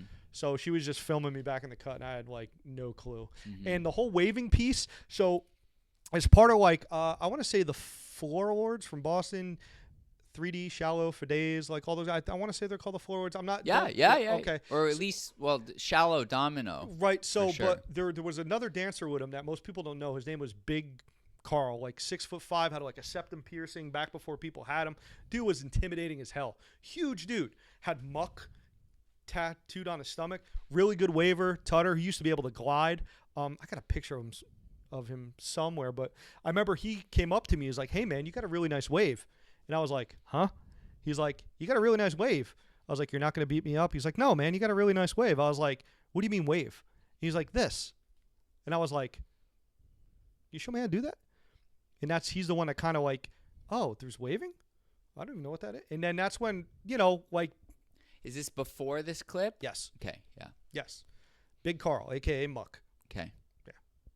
So he was the first person. To kind of say something about it. I met him and his sister because they used to party together all the time. And I can't remember the party, but I remember watching him. He's like awesome glider, and he's gliding all over the place. And I was dancing on the side, and he kind of came over to me. He was like, "Hey, man, like, yo, I like your liquid, but you got a nice wave, bro." I was like, "Oh, okay, what?" Do you remember if he showed you? Because I know for me that the first thing that was like, oh, with waving as opposed to liquid was the elbow isolation. Did he show you that? No, he didn't. Remember, we're at a club. Yeah, sure. I mean, or a rave. The music's loud as hell. And we're Sure. trying to scream to each other, Sure. and he would just do it. So I copycat, man. You know what I mean? Like, just try and copy like how he was doing it. And you notice that video, I can't wave through my chest yet. I'm right-handed, so I had it kind of from here to here. Right.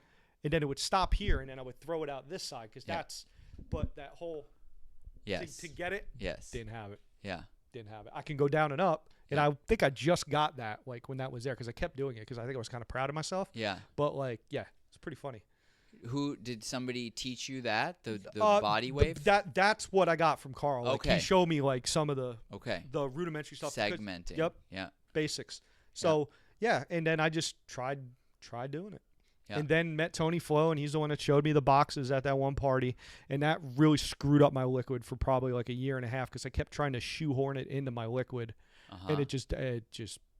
And how were you able to? Because a personal interest of mine lately, because my theory is that because of the internet primarily, the foundation of every single style is so available now that the kids that are coming up now, 16 to 23 or so, they're going to start merging everything that has come before it into one thing.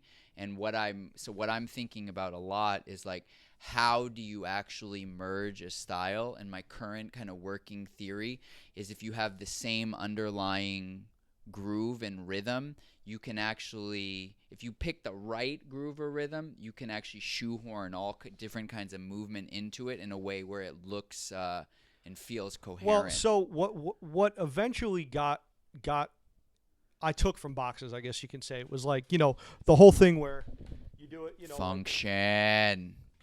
You got it. So, Mark, if you got anything to add, bro, you're the man to do it.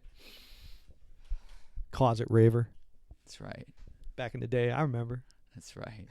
No, but finding a way to flow with the boxes, and what I took out of that was turning that into like contours where I come in and go down. And go back out. So it was this, not necessarily making boxes, but if I was going to follow a box, I guess, on my body, if that makes any sense. Sure. And that's really what like I kind of took out of that. Yeah. But, it's a lot of experimentation and putting stuff in, and all right, that doesn't work. That doesn't work. I like that. That doesn't work. That doesn't work. I like that. You know, just constant construction and deconstruction and construction and deconstruction. And at the end of it, I ended up right back where I started, saying, you know what, forget all this other stuff. I'm just going to do liquid. Right. Because I was like, you know what, like, no, I'm just going to keep doing liquid. You, when you say that, are you saying you dropped digits, dropped For the boxes for the level that it's at now? Could I do digits? Yes, but I can do classic digits, like, you know, the original, like how it's done now with these kids now with rockets coming out of their asses and fucking tying their fingers in knots. Like, nah, man, I'm not on that level. And augmented reality. But yeah, I stopped. There got to a certain point with it. I was like, you know, there's just nothing for me here. I need to stick with this because this still interests me. Yeah. And I guess I just kind of followed my heart. It was like, yeah, I like all this stuff. It looks cool, but you know what? I don't need, there's nothing else I can put into it. And I more wanted to explore where liquid was going to take me at that point. Okay. And keeping it big. I actually had to deconstruct my style and get rid of all the stuff and kind of reteach myself. Okay. Like, and get rid of all the stuff, like kind of like filtering. What kind of stuff did you get rid of? All the tuts, the boxes, the weird angles, the big movements, like the things that just didn't flow, I guess. Okay. And how would you describe what was left when you discarded everything? I was right back where I started. And what is that? But you know, like any, you know, what good story journey, when you come back home, you're different. Yes, I think my angles are better. My, you know, body posture is better. Understanding body mechanics because of the other dances, and bodies look good in this position and not in this position. And like tutting is really body position, right? Like your grid, and are they looking you straight on? Are they looking at you from the side? Because if they're looking at you this way, it's not the same as looking at you straight eye. And the illusion you're trying to project is going straight forward. But over here, it doesn't compute because you're trying to.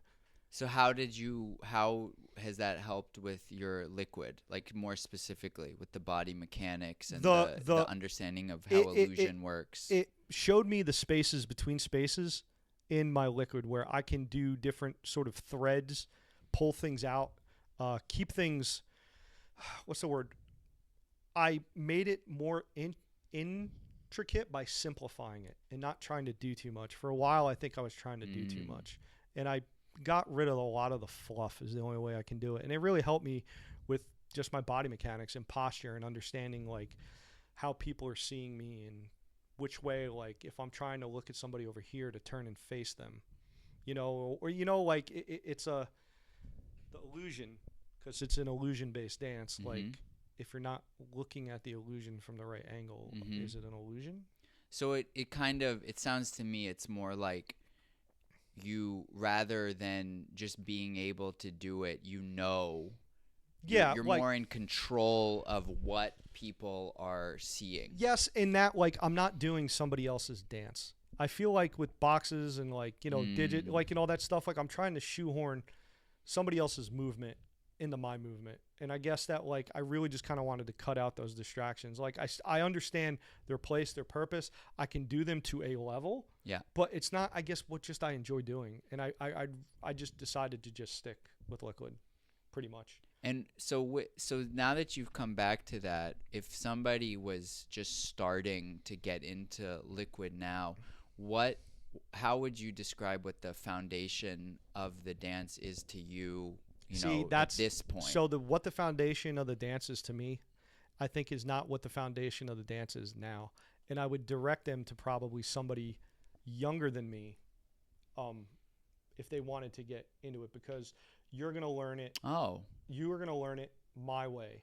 But I think I would kind of, at least at the moment, disagree with that, because I feel like what you have is the essence, right? It would be like if James Brown was like, hey, don't learn from me, you know, move on. And I think that there's truth to that. Well, I think that it's good to not be held back to what people were doing in 1965, but at the same time, if you look at everything that was going on around him, there's something very much of the essence that you can bring forward, that if you don't touch that, you could miss it altogether, and you could get everything right except the most core thing. I kind of equate it to this as like, if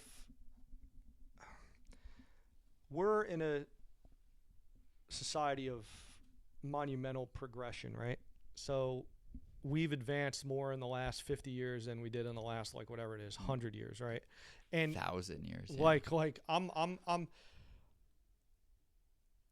where the dance is now, it has passed me by. I don't want to say a relic because I don't think that's the right term, but like I am Like a and signpost. right, like this starts milestone, here, like sure. this starts Yeah. here, Yeah. and you don't have to learn from me to get the dance. I'm like, it's not about that. It's like if you can understand the flow, Yeah. be part of the community now. And I think, at least for the community, in which I always give them credit for, Yeah. Yeah. Yeah. they're always looking forward. They have both eyes.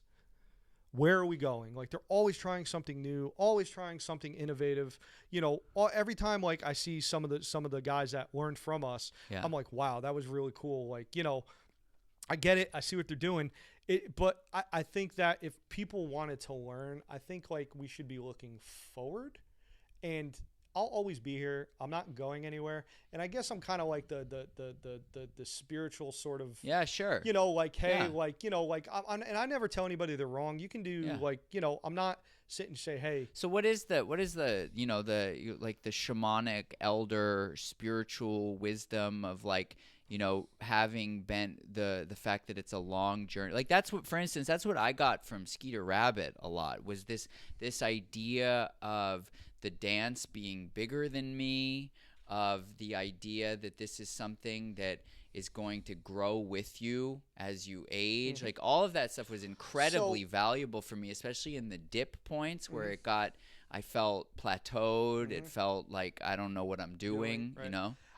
I think it's the whole thing for me was, I remember when I first started this whole journey, I remember looking at Chrissy and thinking, God, that's beautiful. I'll never be able to do that. It's the first person he saw. Yeah, the first person I ever saw do, like, what I would come to know as liquid, and she taught me, and thinking, man, I'll never be able to do that. Well, okay. Man, those waves are sick. I'll never be able to do that.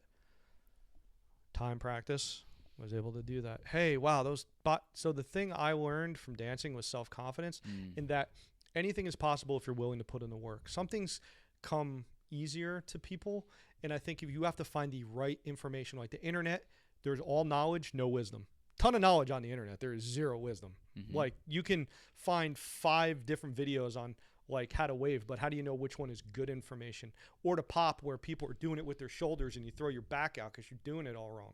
You don't know the difference. It's about following a quality information source. Sure. I get, you know what I'm saying? And this journey has taught me that I can do anything, and has really helped me in other aspects of my life, because I literally have so much self-confidence with things like, wow, that's going to be really hard, but if I buckle down and I do it, I can do it. And that's why I work where I work. That's why I do what I do. Like, I owe it all to the struggle of dancing, and, throwing yourself out there and dancing and having people judge your personal movement, and I think when you take it out of that and you put it in a competition environment, it becomes competitive movement at that point. It's not so much dancing. It's like, this is my opinion. Yeah. It's whatever. Yeah, it's competitive movement. We judge you on how you're moving, not about how, and I think some of the best exchanges I've had were in the complete opposite environment, where, Totally. especially in the liquid community, where it's not really a battle-centric. The rave scene was not a battle-centric Totally. thing. You would pass the flow around. It was more communal. You had guys that used to go out and get their, like, ounce of blood or whatever, and that's what they were there for. You know what I mean? That was never my thing. Like, I want to find other people to dance with. Show me something. I want to see it. I want to get bugged out. Show me something. And I think that, part of going back to the whole video was, like, I wanted other people to play with. I wanted other people to be able to share this with and show us some shit. I want to see some shit. And that's why now when the young kids come, it's like, if you want to learn from me, I'll be more than, like, happy to teach you if that's what you, but, like, it's progression. Like, I want to keep the dance moving forward. What D Strange just said, which I think is so dope. Look at that. I got 5 hearts. The younger generation has made me 100 times better, and Liquid has pushed me to keep going, representing and pushing the dance forward. Zen Mind, Beginner's Mind. I could not relate. That's a great to book, that by the way. more. That's a great book. That is a great book. I feel so aligned with the younger generation, and I feel that much of my time is spent learning from them. Oh, It's like absolutely. you teach me something because you grew up with so much access to so And many you think, people yeah, and so many things. yep. It's like teach me something, man. I just know like 5 things. You know like 500 things. Yep. Like I'll tell you my 5 things, but tell me some of your 500. I mean, and like that's the thing, and what like I'm so humbled about is like the community, like the liquid community that Yeah. like we kind of help establish. Like they're still, like I said, still pushing boundaries and still getting together on their own and having their own thing, which I think is like super dope. It's their thing. Like they have the flag, they have the mantle, they have the you know. What would you I feel like I keep asking the same thing in different ways, but it's important to me. Maybe I'm a What terrible would you listener. No, it's fine. No, you're a great listener. What would it be sad for you if X, it's like a game show or something. If X was lost, what would make you sad? Like what is because I do think as things progress, there are things that like I don't know. Let's say that I was asking this to James Brown or something, like the soul, or like Don Campbell is a good example, right? Like the self-expression, the being yourself. That's what he always talks about, right? Like the grandfather of street dance. That what as the music changes, the people changes, the culture changes, like like in the more things change, the more they stay the same way. What is an essence? Like it could be the communal thing, it could be the flow, it could be the understanding of mass and weight and body posture. It could be none of those. I Is mean, for me personally, like I don't, I, it's not. I'm not coming from like I guess like a place of loss. There's always like, it's gonna be evolution, and maybe I'm don't understand it. So because I'm interesting. only looking at it through my Yeah. paradigm, the way I lived it. I lived it at its. Yeah. So that's why I kind of keep myself a recluse and stay out because Okay. I don't want to interject like, well, kids, get off my lawn. This is the way it Sure. used to be. You're not Sure. doing it right. Sure. That's not productive. That's not, Yeah. even if I do feel that way, I don't feel that way. It's not constructive to the community. So I'm not I coming. don't know. I don't agree with you Uh, because I hear you, and I it's very admirable to me that you say that, but it's like if you go back before we went live, just talking about tribal societies, it was. there was a role for the elder to offer guidance to the new generation, not to try to control them, not to try Right. to tell them what they should and shouldn't do, but to offer guidance. I mean, That's kind of what I'm people do. asking. People reach out all the time. No, I know, but But it, here we are. Like, what's your guidance? be yourself. Like there's a lot of follow the leader, or I think I need to be doing it a certain way to be doing it. If it feels good, keep doing it.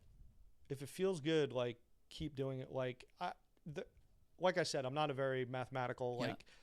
regimented type of mind. Like a lot of the stuff that I did was very feeling based, and be part of the community. Be a good student.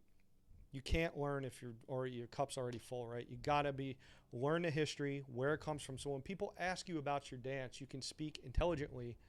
Where did this start? Where did it come from? How did it start? Well, we actually really don't know, but these are some of these are some of the places it could have. You know what I mean? Like Sure. being a steward of the dance, Mm. a good steward of the dance and the culture and where it comes from. Learn the movers and shakers, know who it is, so you can explain it to other people. If somebody comes up to you and says, "Hey, hey, I want to learn. Where does it start?" I don't know. Like to me, that's why I tried to go back and learn the history of Definitely. Same. being a good student. And I feel like if somebody wants an analogy for that, the way I've come to understand it, it's like this has been super codified in martial arts, right? Like your lineage. You know who your teacher is, you know who their teacher is, and that part of being a good steward and a good student is you see where that you're part of this chain that will go beyond you and came from before you. But Otis, and I think it's Yeah. like the greatest Achilles heel of the internet. Like Okay. you gotta want to know that knowledge to go find it. Like even Sure, if but, it's if it's on a like I a, agree. a, I a, agree. a, a, a website, if you're just trying to do it for whatever personal professional, whatever gain you want. You don't give two shits about the culture. No, I know, like, but I don't make these videos for those people. Oh, I know don't, that. You know, I don't care about those people. I get it. Honestly, because they've always existed. They're like the meatheads, basically. Yeah, you know, basically they're like, you know, like great, good for you. Well, you know, and it's just funny, you know. And I remember sitting on the couch with my ex-wife, and So You Think You Can Dance is on, or You Want to Be a Dancer? Yeah. And this kid comes on, their crew, they're doing their thing. We're friggin' sitting there, and I'm watching, and at the end, Dan Dudekin's move, this one.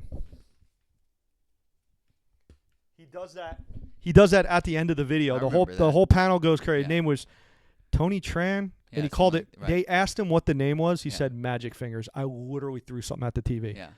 I was like, basically, know exactly like meathead. You know, like, but it's just stuff like that is always going to happen. Yeah, of course. You know what I mean? And but I kind of sat there for a minute, and I kind of cracked a smile because I was like, damn, dude, like it's actually like it's getting out there. Because for us, man, it was a heavy lift. We caught we caught a lot of grief. Sure. We caught a lot of grief for a very long time. So I'm glad, because of all the things you said in the wisdom, the one I would like you to expand more on is the being yourself, because it's a great thing, as you know, to say be yourself, but when you actually go to be yourself, one of the things that often happens is you get pushback. Mm-hmm. So how, with your age and wisdom, like, what is your advice for people on actually dealing with that? So developing your self-confidence and making it okay to be like weird, and people are going to judge you no matter what. And as long as you know in your heart you're doing what you need to do for you. I mean, and not in a selfish way and hurting people or whatever. You know what I'm saying?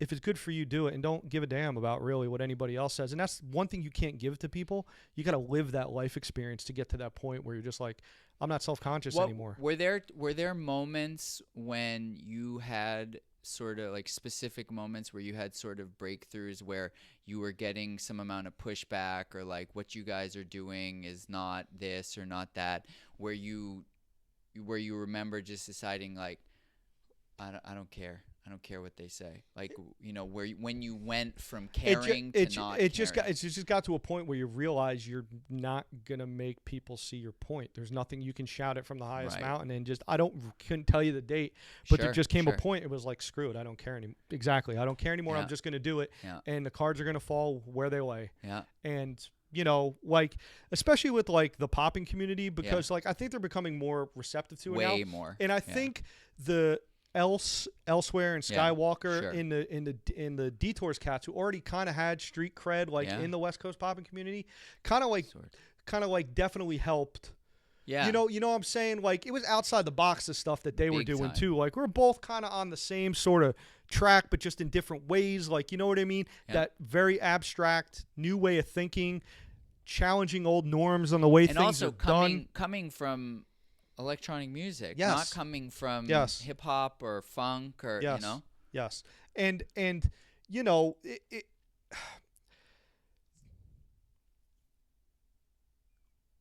eventually you get to a certain age where you don't care what people think anymore. And when you're young, it's natural to be self-conscious and things. And like, I know dance definitely gave me that confidence as well, you know, to put yourself out there. And when you're trying to be a good student and like try to figure out what that means. Yes. Just to be a good student. It's a journey. And if you're young and if you want to learn, like it's definitely going to be rewarding in more ways than just learning a creative art with your body. You know what I'm saying? There'll be a lot of good self-discovery and, you know, learning that takes place. Yeah, that's right. I never met you there, so I don't know if this is part of yours, but the House Dance Conference, that's where I met D Strange. That's where I met Eric. Yeah. Damaris, I was there. Yeah? Yeah. Okay. Yeah. Like, that was the spot. Yeah, like, that was we used the to spot. drive all the way up there and go up there, and the house circles were nuts. Downstairs, the pop and it was.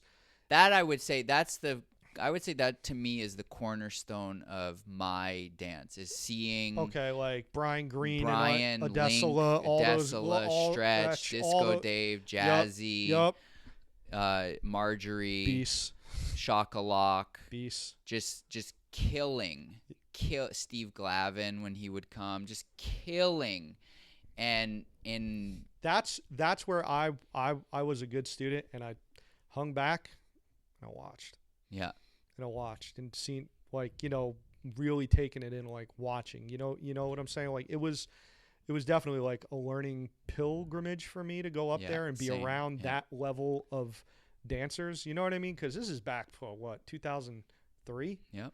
4, maybe 3 to 5, I would say. something like that. Like so and that was another whole section of dancers we never knew of until we started getting more into the popping community and find out about that. Sure. I didn't know of any of those guys until, we started to go into more popping based events. We got to know Buddha Stretch and that sort of, and Dementia doing Dementia, the, when I first pop shop. When I first met Dementia, he was doing Liquid. No, sure. I'm just saying. I'm saying, but like, he's a real bridge too. No, absolutely. Starting the pop shop, because that's where I met Stretch. Was at Dementia's pop shop, for instance. Absolutely. Okay. And I definitely think like our sort of infiltrating the popping scene with like this invasive way of thinking. Yeah. With things like angles, you're starting to see fruit now.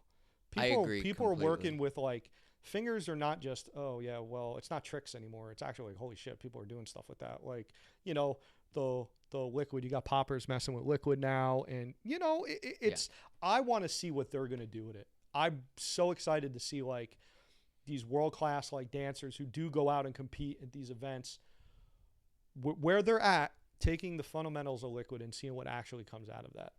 Yeah, D Strange mentioned, and I totally agree with that. I feel like the part of what it means to be a good student of all of these styles is you got to get down the foundation, and that's like the core sort of craft, like as you said, beating on your craft aspect of it, and then is where it goes to all of this stuff about be yourself and creativity. You need the technical acumen to be able to express what's inside of you and your interpretation of the music in a way that other people can experience it. Yeah, you can give somebody. This is my belief. You can give somebody all the technical expertise in the world, but if they don't have that self-confidence and that is the door that unlocks everything. Is when you cease to care what people think, and you can actually, I think, create without putting yourself in the box. Oh, I don't want to be judged. I'm supposed to be doing it this way. Like, I can do it this way, but I'm doing it this way because I want to do it this way. Yeah, it is interesting to me that like there is very much a way, from my perspective, that the way you talk is similar to Don Campbell in the sense of like, I don't know, man. I wasn't in the mirror. I was out at the club just listening to music a lot. This is not something that I chose to develop. I saw somebody doing it. I started doing it. At least it felt like I was doing it. Right. You were like, it's just like what he said. He was imitating the funky chicken, and that the way that his body interpreted whatever that person he saw was feeling, that's what it looked really like. wish I still had contact with Chrissy.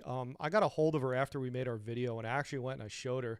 We lost contact. She moved on. I think she became a mom, the whole thing. And I showed her the video, and it actually freaked her out. She didn't know how to, like, she was like, I was like, all this is because of you. And it kind of like freaked her out, and I never heard from her again. So I don't know if it stirred something in her, or like, you know what I mean? Like, I don't know what that was about. Like, I don't know, crazy stalker guy shows up after a decade. It was like, hey, I made a video because of you. I mean, I could see how that could be kind of weird, but like, I wish I still had contact. What was it? I can't remember if I asked this but I still, like, you're one of these few people, right? Like, Elsewhere is another one. That dude Nonstop is another one who had like a wildly viral dance video of yourself. Like, at the peak of that, what was that experience like in terms of effect on your ego, if any? Like I said earlier, the biggest thing one is I'm not like a very ego driven person just by nature. I'm just not, right? And I looked at it and I hated myself for actually watching it, like I told you, because I was always chasing that guy in the video. It kind of screwed me up for a little bit because I was always chasing that dude. And it was like that. Yeah, what do you mean by chasing that dude? Like chasing that guy in the sense of trying to, I guess, recreate that moment, and it's impossible because it was spontaneous. Yeah. It wasn't pre-planned. It wasn't. I guess I was always trying to like, does this compare? Does what I'm doing now compare to that? Yeah. And I think like for a little while that kind of screwed me up because, like I said, I was always kind of chasing myself, not to make another video, but in my mind, this is all internal now. This is not a internal like, is what I'm doing now up to that quality? And it kind of tripped me up for a while. I eventually got over it, but like, you know, and in the video itself, I was just happy people were paying attention. But before that, I didn't know people west, you know, of the Mississippi or wherever. I thought Liquid was like a universe because, you know, we raved in the tri-state. You know, we raved on the eastern seaboard, and I thought everybody did it because everywhere you went, like I said, everybody had a flavor of it. When people started writing me on that email, what the fuck are you doing? What the hell is this? What is this called? I'm like, what? Like, it was kind of surprising. Okay. I was like, it's called Liquid? Really? Blah, blah, blah, blah. You know, and then in 97, when I came out here to the West Coast, to the Orange Show, and then to a rave in L.A., and kids were looking at me like I was crazy, they're like, what the fuck are you doing? You guys don't have this here? Like, I didn't. Yeah. You know, and that's where kind of it started to dawn on me, like, oh man, wait, there's something different about this. Like, you know what I mean? Like, this is not. Yeah. Yeah. And then coming back, and then in 2002 or 3, me and Jared went to hang out with these kids called the Transformers, which were from Los Angeles and the Bay Area. They did like white gloves and black light Liquid. It was based in black lights and white gloves. They did a lot of boxes and stuff too. There's a video on the internet. Yeah. You can find on my page, LP Eric Dark Matter or whatever. You'll find it. It's there. But like, we hooked up with them through the internet, and me and Jared went out to go hang out with them. We went to this huge ass rave, and we just hung out and friggin' got into this huge battle. But there's like 20 of them.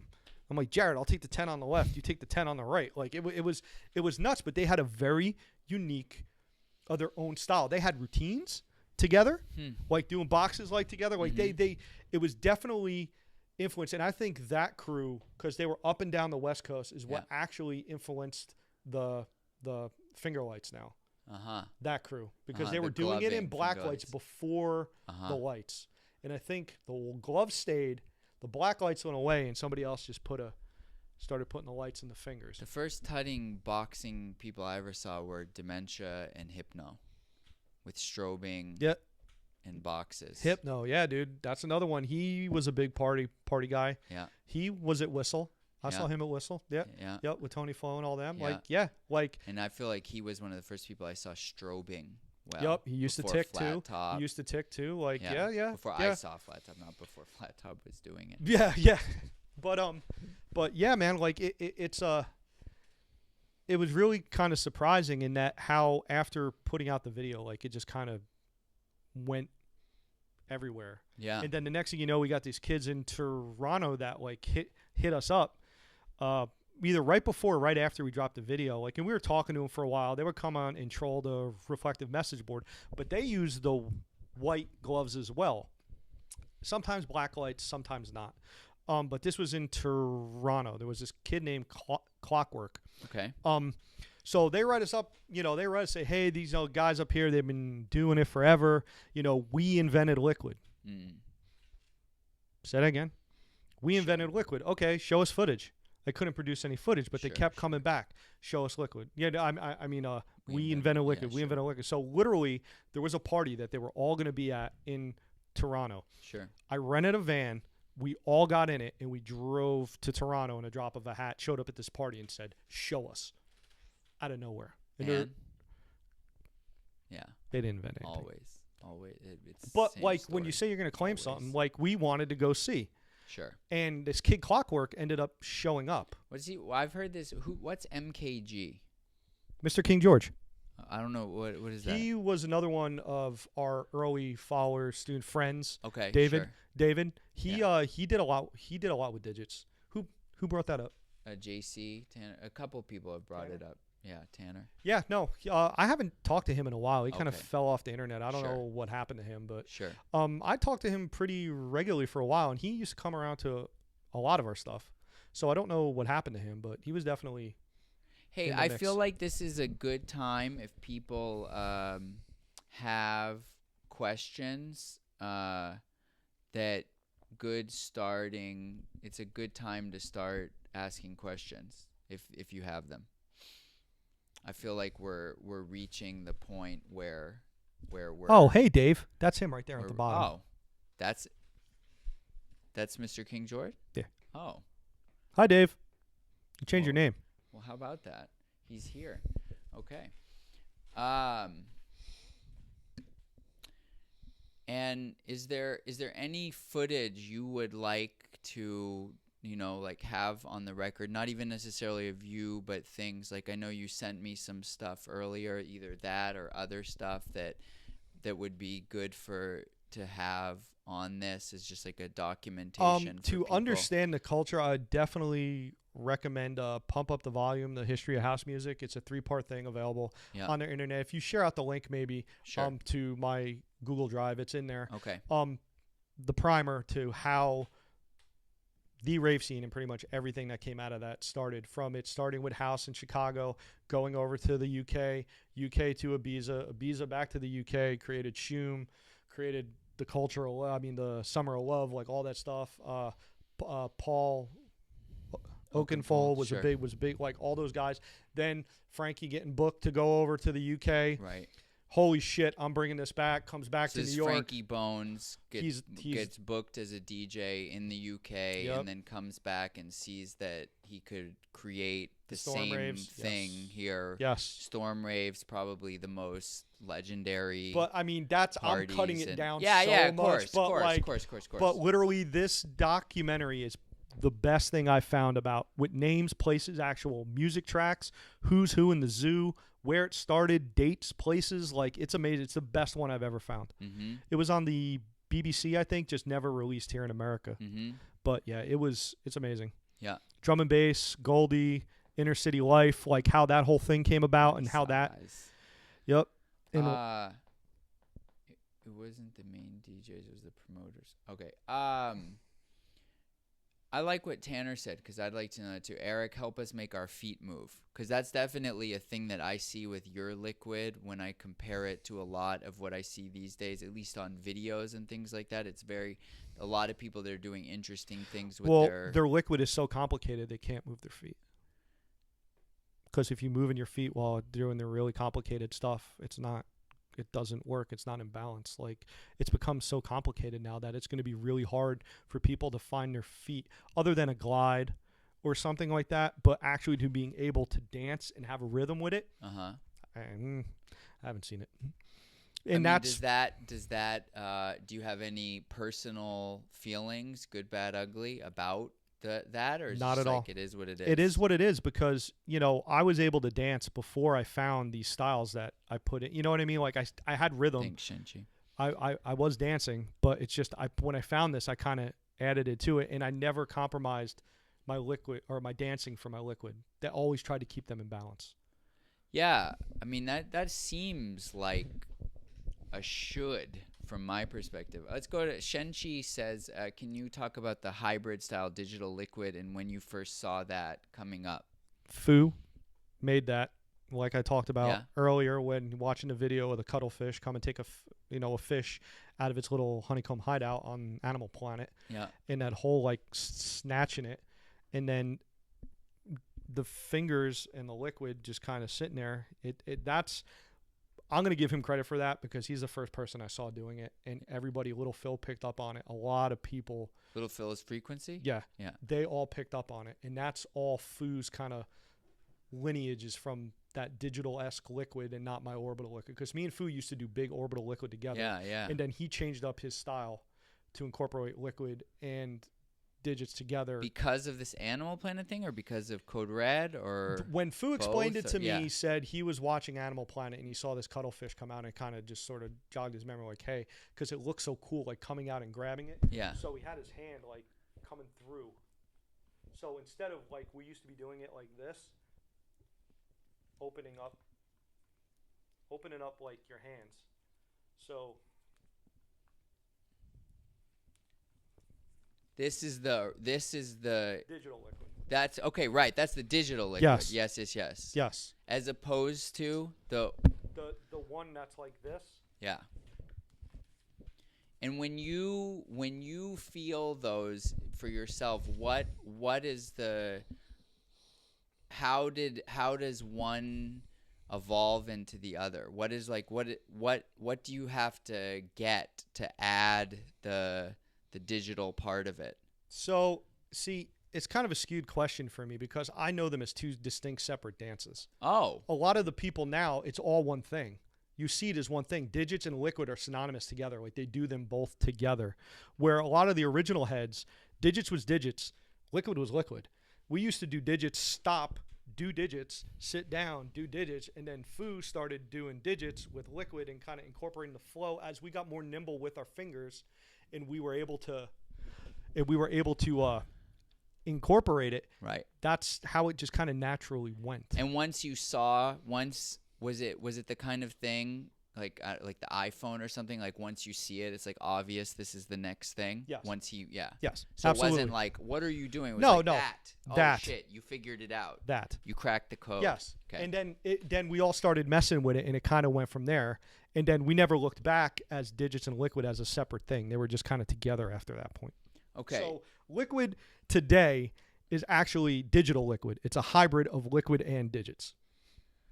Okay, let's see. Scotty and Rachel. Scotty says there's a middle ground still being developed. The footwork with liquid, more of a focus on weight distribution and steps that work with the body mechanics.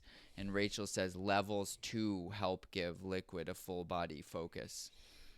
Thoughts on that, Benny? Levels, yes. Weight distribution is not dancing. It's weight distribution.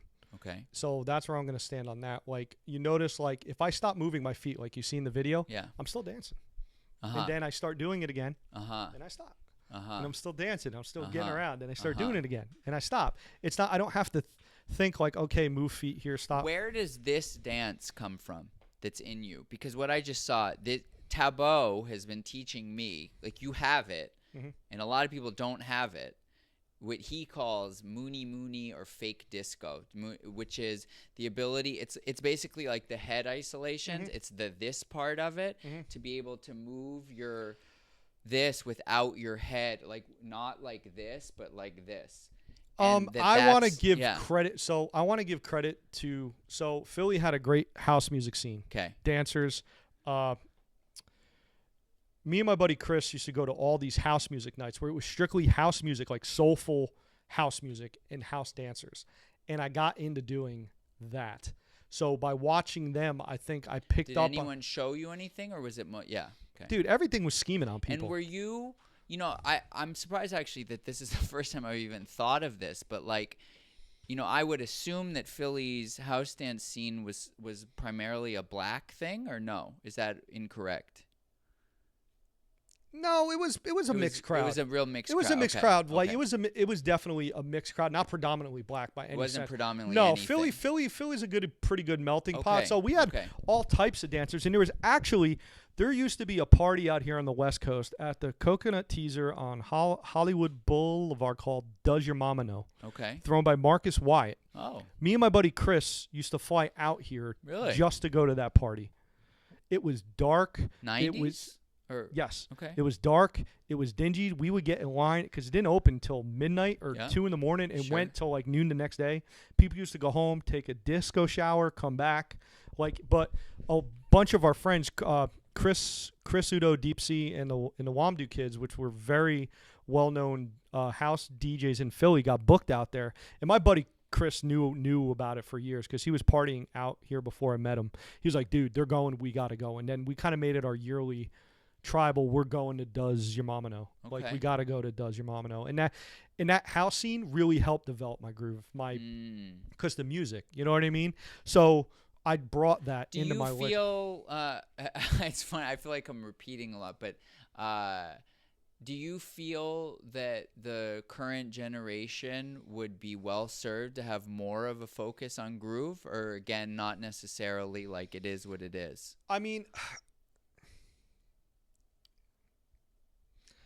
I guess it's like dance is such a personal thing. And if Mhm. I learn from one of these things, like, I'm not going to judge your movement. You know Mhm. what I'm saying? Like, I enjoy watching dancers that have it.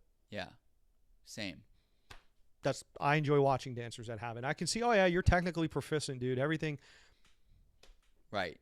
Now do it to the beat and show me some feeling, and then What did if you If you can think of it, I'll answer. I feel like when I see a dancer with a groove, what immediately happens to me is I almost get like a warm feeling in Excited. my whole body. You're like, Like yeah, I feel what this yes. person And that's is why I doing. said my video was about feeling. It wasn't about what I was doing. And made people I feel think some that type of that way. cannot be, the older I get, the more I think that cannot be overstated. That the ability to move in a way that causes other people to feel what you're doing, like a non-verbal, pre-verbal feeling, is I think is the essence. Well, music and dancing was the first prayer, right?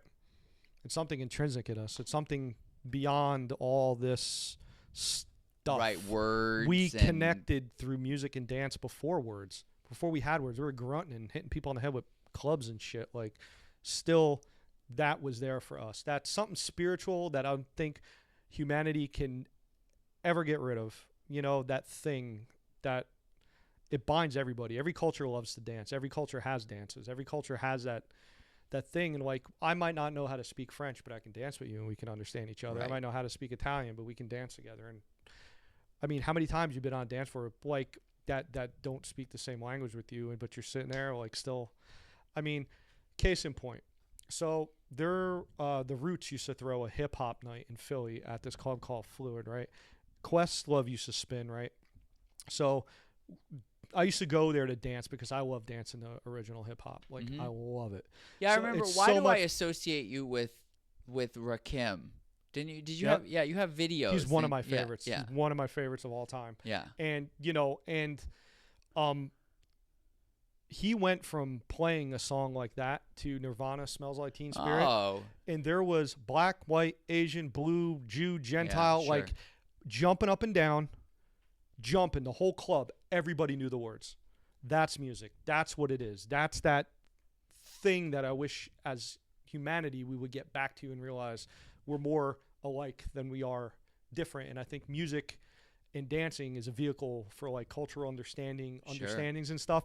And it sucks when it gets perverted and it causes like divisions between people. And sure, it's humans I know. humans will human. I know that's that rave poor thing. Exactly. Right? I got going on. All right, Chris Verb asks, would you like to see Liquid Battles partner with major popping competitions, poppers entering liquid competitions, liquid dancers? Do you think that would help keep the style alive, or would it dilute it? Well, let me retort. Why do we need it? Why do you need? Yeah. Why do we need it, Chris? Need what? For Liquid to be in major popping battles. Why do we need it?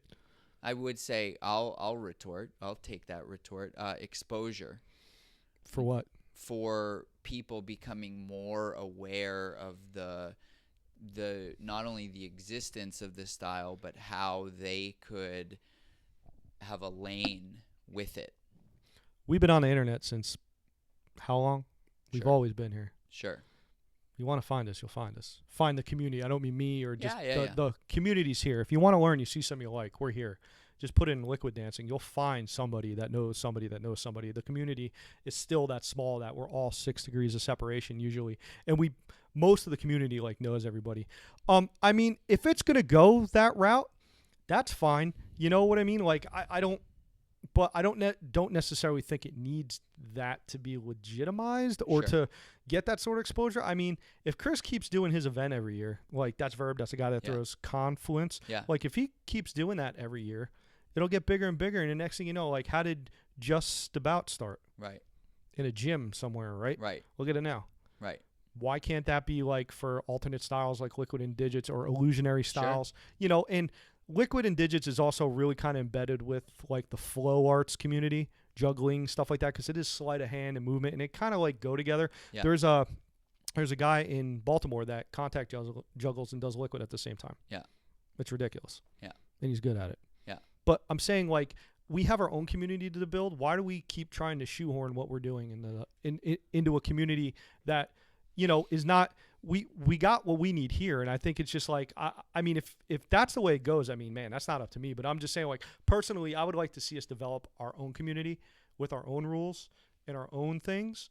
And then if people want to come and be a part of it, that's cool, but not trying, I guess. And I think that's another thing to take, like us keep trying to like bang on the door. Yeah. Like back in the day of popping, like, you Sure, will sure. pay attention to Sure. us. You will, like, Sure. but I guess hindsight now is like, why did we, we should have Yeah. just, you know what I mean? Like, I hear you. Like, so I think that. So wait, here's what here's his response. So he said there's only 2 liquid dancers in his city, and he doesn't want it to die. So that's number 1. And number 2, he says that poppers have a high level of isolation that could help push the evolution of the style.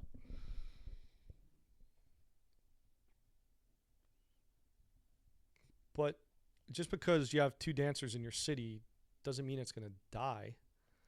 Like, it's just you're isolated from Right. The internet makes a community worldwide. I actually totally agree with that. You Like know, 100 million%. You know what I'm saying? Like, you want to take isolations and stuff, learn isolation and put it in your liquid. I don't think it needs to migrate to come back, or I don't think it's too big to die now. I really do think it's too big to die. There's too much footage. There's documented stuff like the Dark Matter shows we threw, like the 5 or 6 of them we did with all the battles we did and the Digits battles. Like, we had Chad come out. We had Flat Top come out. We had Bishop come out. We had, it's we've brought people, like it's out there, but like people know about it. And the rave scene is not really existent anymore. It's the festy scene, right? It's the festival scene now. Yeah.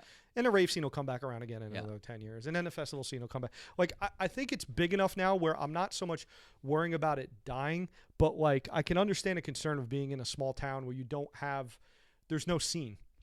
You know what I mean? I think in the smaller enclaves of the United States that didn't have a well-established rave scene that went first, like that died off first. Sure. The East and West Coast were like the last bastion of we're throwing parties. Yeah. You know what I mean? And even that, like, we're now, it's like we can literally like say, hey, we're all going to meet at this one party like we did for Detroit once a year. Yeah. We're an open community of people. We all know each other. Everybody meet here. And that's what we've done it sometimes. Everybody agrees like, hey, I'm off of school. Sure. Like, we're all going to show up like Detroit. Everybody show up. Sure. And if you want to be around more dancers, move to a bigger city if you can. I could not agree. If you're really about doing it, like look at Tiny Love. Tiny Love works to support his dance. You will never get him out of New York City. Like, that dude literally works to dance. That's all he does. That's his purpose in life, is that everything functions to serve his dance. That's dedication. You got to have dedication. It's not going to be easy. Yeah. It's not going to be, you got to want it. You got to be willing to sacrifice and go. Like, so Sammy, right? Ben Grimm, really good with the digits, right? I remember he had a conversation with me before he moved out here to Los Angeles with his band, because he's a musical savant. Was he a musical savant yes. when he was dancing? Yes. Oh, so that didn't just happen out of nowhere. No, he played the drums. He played piano. He's a huge electronic music artist now. Brills, yep. So I remember having a conversation with him. He's like, hey, man, I'm moving out to Los Angeles. I'm going to do it. I was like, yo, dude, I'm proud of you, man. Yeah. Go get that shit. Yeah. Like, go get it. Like, and you got to be willing to put your cards on the table, and maybe, you're sleeping on people's couches for a while till you get yourself established. But, like, nothing comes with hard work. It's not going to be easy. Like, you got to want it. Like, I was blessed where I was living in a major city. I had access to all the major cities of the East Coast. It's just a lot of kids growing up in the Midwest didn't have that. They had us through the internet or the message boards, and they had to kind of create a community and grab their buddy. And well, I mean, that to me is I'm glad you just said that, because that to me is why this is such an important historic thing. Because I know, like, Malcolm Gladwell has a book about outliers, right? And he talks about how Bill Gates went to one of the first schools in the country that had computer access, right? So it's like, had he not been in Seattle, had he not gone to that school, had it been 2 years earlier, blah, blah, blah, blah, blah, there's probably no Bill Gates. So it's like, no these Microsoft. Things they just happen. They are just some moment in time that happens in a specific city or a specific region of the world, and some confluence of events, but that's why, it just happens, and then somehow some of these things spread to and grow to affect the whole world. I totally agree with what you're saying, that it's usually time wasted trying to get people that are against you in a way. I don't even want to use that. Yeah, It's not against, but they're just not. thank you. They're just not feeling what you're doing. Yeah. They're not against you. They're like, man, That's a they're good- indifferent. Yes. It's indifferent. Yeah. Hey, man, hey, you guys keep doing that weird shit. Like, Yeah. that's cool. Like, and I'm totally cool with being weird. And it's Yeah. not like being weird for the sake of being weird. Right. But like, we have a pretty well-established community of like people over the years, and I think there is a way for us to do this together. The problem I think the community has is like money, and there's not like that one guy. Like, we tried like a bunch of times with LPC and Dark Matter, and it's expensive. And we spent a lot of money and lost a lot of money to throw those parties. People think we didn't make as much as you thought we made on those parties. Sure. Like, I know we lost quite a bit of money. Not so much me because I was a minor shareholder, but like Sure. Jared and Lucas, like they took the brunt of that. And you can only carry the rock for so long with no community support or an open source of like funding. Somehow, because nobody's paying me to fly out anywhere to teach. Nobody's Sure. paying any of the OGs to go anywhere. Sure. Chris is doing his show by pretty much, I think, by himself. He actually brought me out to his first one back in the day, Mhm. and I paid for my own ticket because I know how hard it is. He wanted Mhm. to pay for my ticket. I was like, nah, dog, I ain't gonna let you do that. I'll pay myself out there because I knew I Sure. needed to be there. Sure. You know what I mean? It's one of those things where it's like, we need money. And I think money is the thing that's going to actually so you can have that one seminal event every year in a major city that's a destination that people can come to, and everybody gets together, and you get to meet me and everybody that wants to be there. Sean, all these people that played a part in this are all there, and it kind of gets bigger and bigger every year. And like I said before, I don't think like Liquid and Digits so much as like a Liquid for sure. Digits could be like a battle centric. That's not our community. It was never Sure. me against you battle centric. So which is why it goes better, frankly, with like the festival scene. It does. Which is because the festival scene is kind of a continuation of the whole Plur vibe, you know, about kind of sharing. and I'm not saying it can't have angles and it can't be edgy and it can't, you know, you can't go at people, but it's like if that's your goal, like, so be it. Go run into the poppin' community and make it happen. That's one of the whole divisions of hip hop and house, right? Hip hop is so much more from like an outgrowth. I mean, this is a little bit hardcore generalization, but an outgrowth of like gang culture, and house culture is like an outgrowth of gay culture. They're very different. Frankie Knuckles playing in Chicago at a club called The Warehouse. Up-tempo soul music. It wasn't house yet, and there was a record store called Repo Records in Chicago, and people were coming in and say, "Hey, where can I get that warehouse music?" Right. And in the vernacular, it's slowly shortened, "Hey, what's up with that house music?" Right. It's small. That's the thing. All these things started real small. So David asks, what do you think our very small community could do collectively to help preserve the knowledge for the next generation? Or are we already doing it? What do you think? A lot of it is documented, but I think, I don't know, because Plain White Tom was his cat in Chicago. He had like one of the first Liquid conferences. Me, Tiny, Jared. There's video footage on the internet. We all went out there, and it was a very communal. There were like talks, and we all went out to the club. Sadly, he passed away a couple years ago as well. So peace, Plain White Tom. You know, like it we need more events like that to where like it's a community based show me. Sure. And there's you know, like Matt came and showed like concepts that he were working on. I kind of had a little discussion. Icon, right?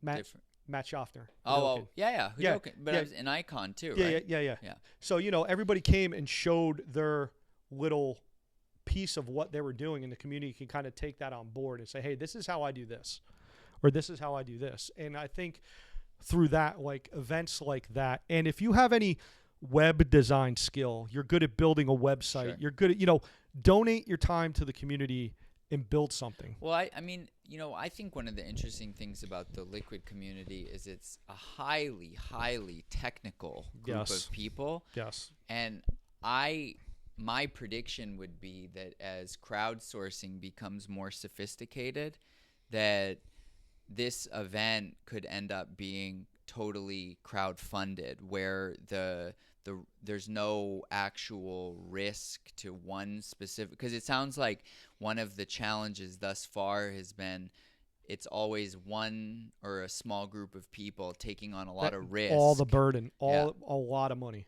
A lot of money. And that's kind of the beauty of this whole crowdfunding revolution. Everybody gives $5. Yeah.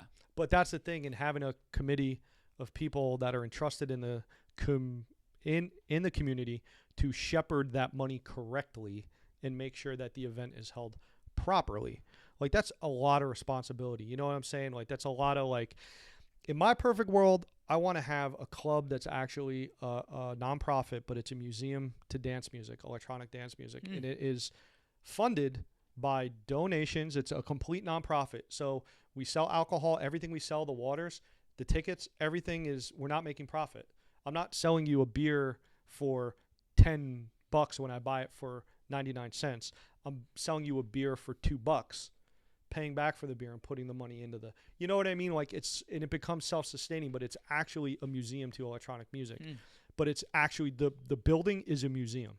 We just happen to have parties with the biggest movers and shakers that helped create, from Kraftwerk to, you know what I mean? Like, everybody. It's a great idea. And then come and talk about where they were at when they made their music, then play their music and have a party like based around that. Where do you think that should be, this museum? Don't know. I'd say Chicago or Detroit. But it's all speculation. I'm just saying, like, if I came into some money. Jen says Detroit has a techno museum. Maybe doesn't. Techno museum. Sure. Yeah. I get it. In Detroit techno, if yes, you of came course. into money, I would do it. Yeah. That would be my singular focus. Yeah. And it would, I don't know where I would put it. Sure. But it would definitely, that would be my singular focus, and that I would go around and ask DJs, you know, we'll put them up, whatever, but to donate their time to play and talk about their music and where they were in their life, and maybe like ask Goldie, you know, hey, come talk about like what was going through your head when Inner City Life was made. Where were you at in your life? Why did you make this song? You know, like things like that are kind of like for posterity. And there's where the music and the dances always have a home. So like Chris saying, like things dying, it'll never die because it always has a home. And then it's a stewardship from generation to generation that as it keeps going, it stays alive, hopefully. But, you know, because if it's based around one person, it'll fail. You know what I mean? If it's one thing or one person or it has to be a community supported thing. And, you know, electronic music and dancing, it's cool. Like, you know, you grow up, you're in your 20s, you get a wife, you get 2 kids, you get life creep. You know what I mean? Yeah, like, sure. But like a place to where somebody who's But it never, I think that the main thing is that it never, like all of us were permanently impacted by this. My life would not be what it is without my experience through all this. My life would not even be similar. No, I don't know what I'd be doing in my life right now. Like it's pretty interesting, and I would definitely like to see the community, I guess, come together more. You know, and I know I've been kind of like hanging back in the cut, but that's kind of due to my job right now. So like I just don't have the time. Sure. You know what I mean? So in a couple of years, I'm going to retire. So we'll see what happens. But like, I still want to be a part of it. It's just like right now, it just does not fit into what's going on in my life. Sure. So, but I still dance for myself. You know, I still do it. Yeah. Still practicing, still, you know, working on it. What kind of music you listen to? House. Yeah. House. Modern house, classic house, whatever. House. As long as it's not like hardcore house. Yeah. Like I like house, period. Sure. I'm more in the acid house was definitely like my thing for a while. Like I definitely like the classic house and soulful house, black coffee, stuff like that. Like like good stuff, man. That's like kind of where I'm at. That and like, I mean, God, I listen to everything now, man. Yeah. I listen to everything. Like AC/DC in the car to you know, to Diesel Boy to I'm a fan of music, so I listen to everything. But if I'm gonna dance, I would go to a house night. Now, because like, you know, the bass culture now and you know, I don't even know what it's called now. Not dubstep, whatever came after dubstep. It's trap. Is that what it's called? Yeah. Sure. Whatever. Sure. I mean, whatever. It's not. It just doesn't move me to dance. If it moved me to dance, I would dance to it. But it just get off my lawn. Yeah, totally. No, I'm just kidding. Oh, and I hear you. It's like some serious get off my lawn Shit, that's right. The 303. That's how I got into it. I was on a lot of acid listening to a live PA from Future Oh wow, in Milwaukee. that's not good for your mind. And I was like, Yeah, that's not good. dancing. That's not good. I could be a dancer. Tch. And I had probably seen your clip. I was like, and then I felt it. I felt the flow.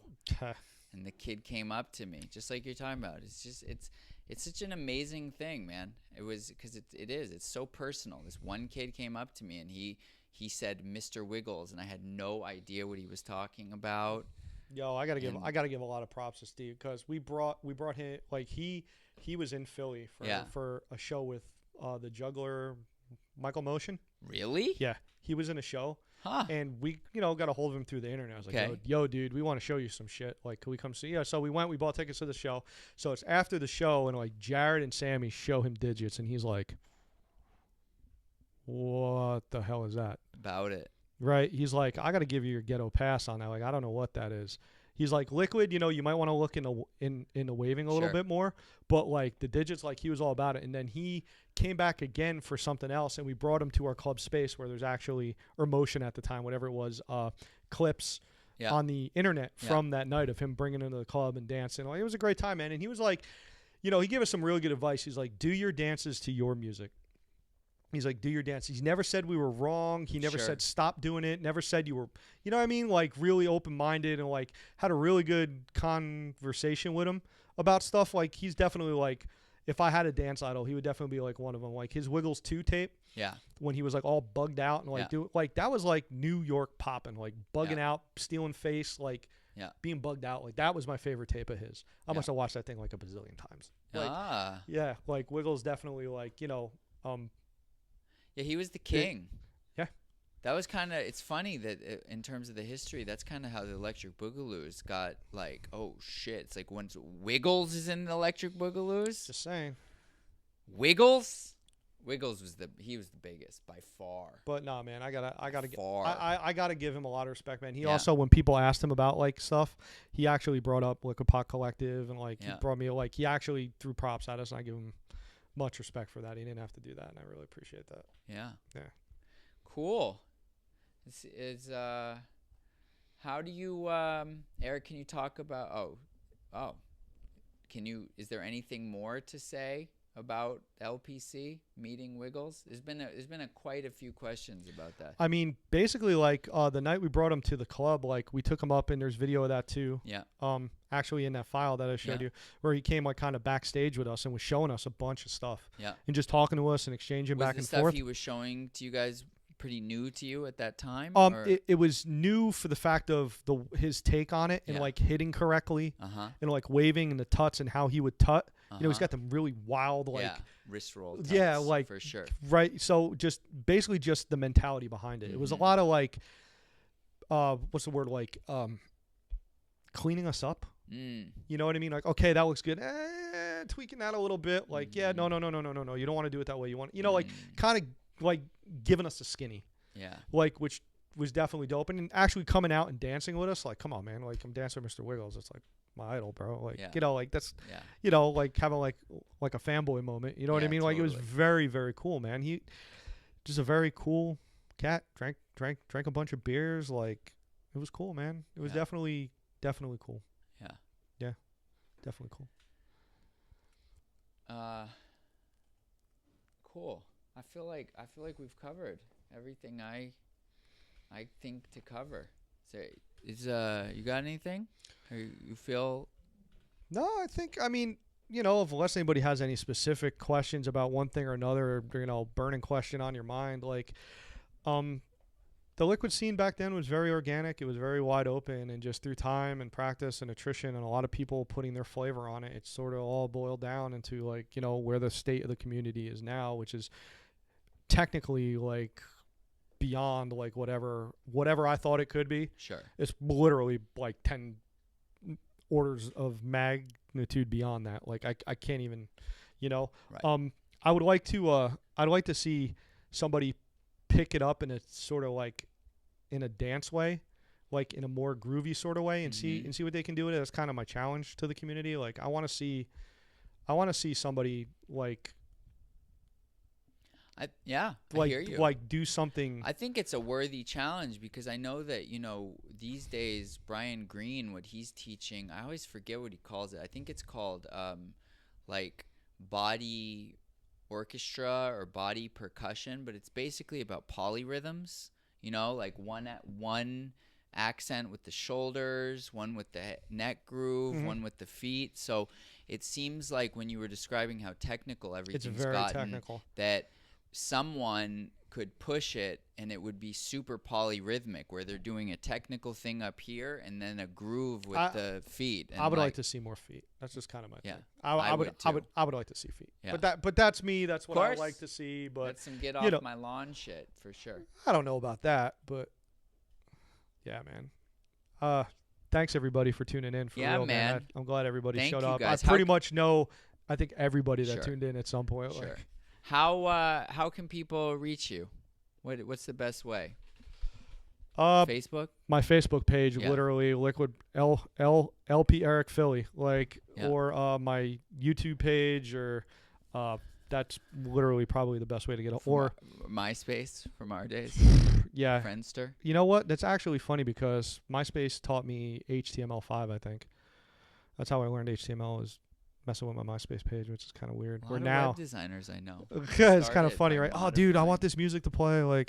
That would definitely be the best way to get a hold of me. I do work a lot, but just send me a message.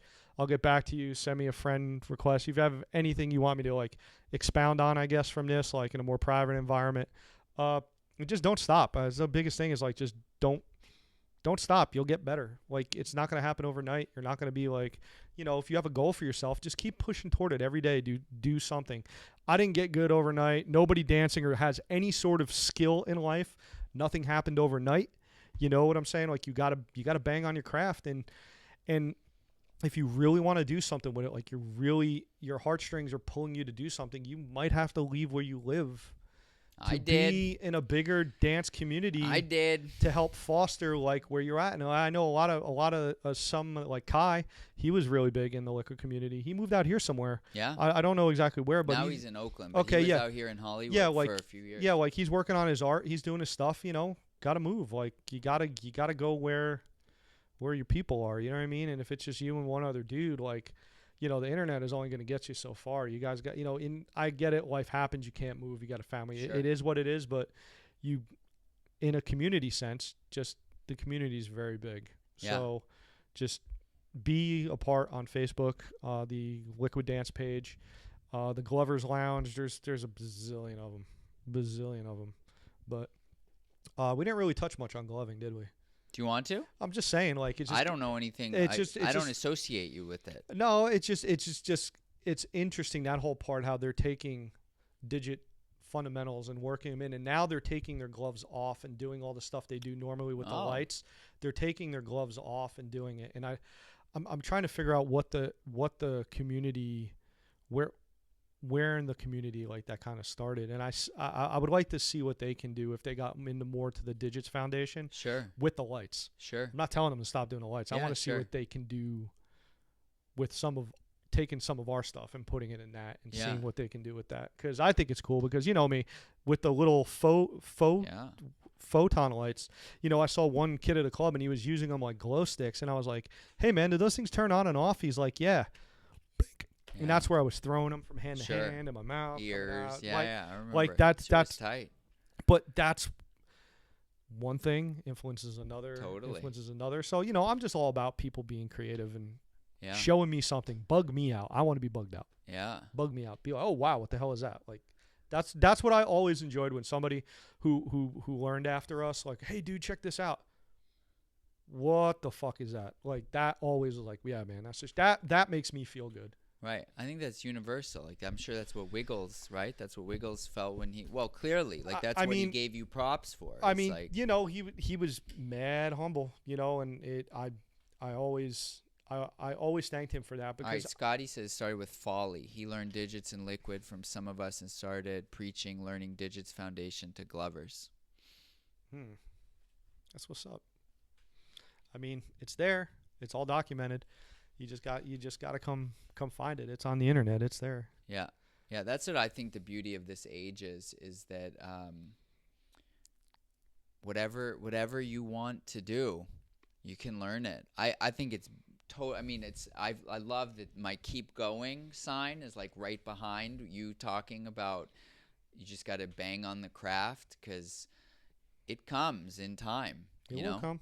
I never thought I could learn Tavo's animation, and like it's starting to happen, and it's like, okay, just like everything else, it took a lot of time, la la la la la la la, but it happens. I mean, if I look back to where I started and where, I'm at now, it's like, it's like I remember looking at this huge mountain going, oh my God, how am I ever going to get to the top of this mountain? And just every day, one foot in front of the other. And, I had a real love for it. Sure. It's all I wanted to do. I didn't Sure. care about girls. I didn't Sure. care about nothing. I just Yeah. wanted to go out and do Be liquid. dope. And just do liquid. That's all Yeah. I wanted to do. Like, just go out, and I was my happiest Zen moments just by myself on a dance floor, minding my business in the darkest area of the club. And somebody would walk by and they would just look at me, and I got it. That made the night like fun, is just bugging people out and adding to their experience. So in that way, you become part of the greater. Yeah. The next thing you know, you're what's the word, like a story, like, dude, I was at this party, Yeah. bro. This dude didn't eat his jacket. My face, it melted. I don't know what happened. Yeah, I don't know what he was doing. But like, dude, we've had a lot of those like moments, and that was probably some of the most fun we had as a crew as well. It's just going out of state to these bigger parties where people didn't know us. And tripping people out. Yeah. It All was right, awesome. man. All right, dude. Thank you for having me. Thank you. I Thank loved you. loved you guys. being here. Thank you, guys. Appreciate everybody, and keep tuning in. Good night. Peace.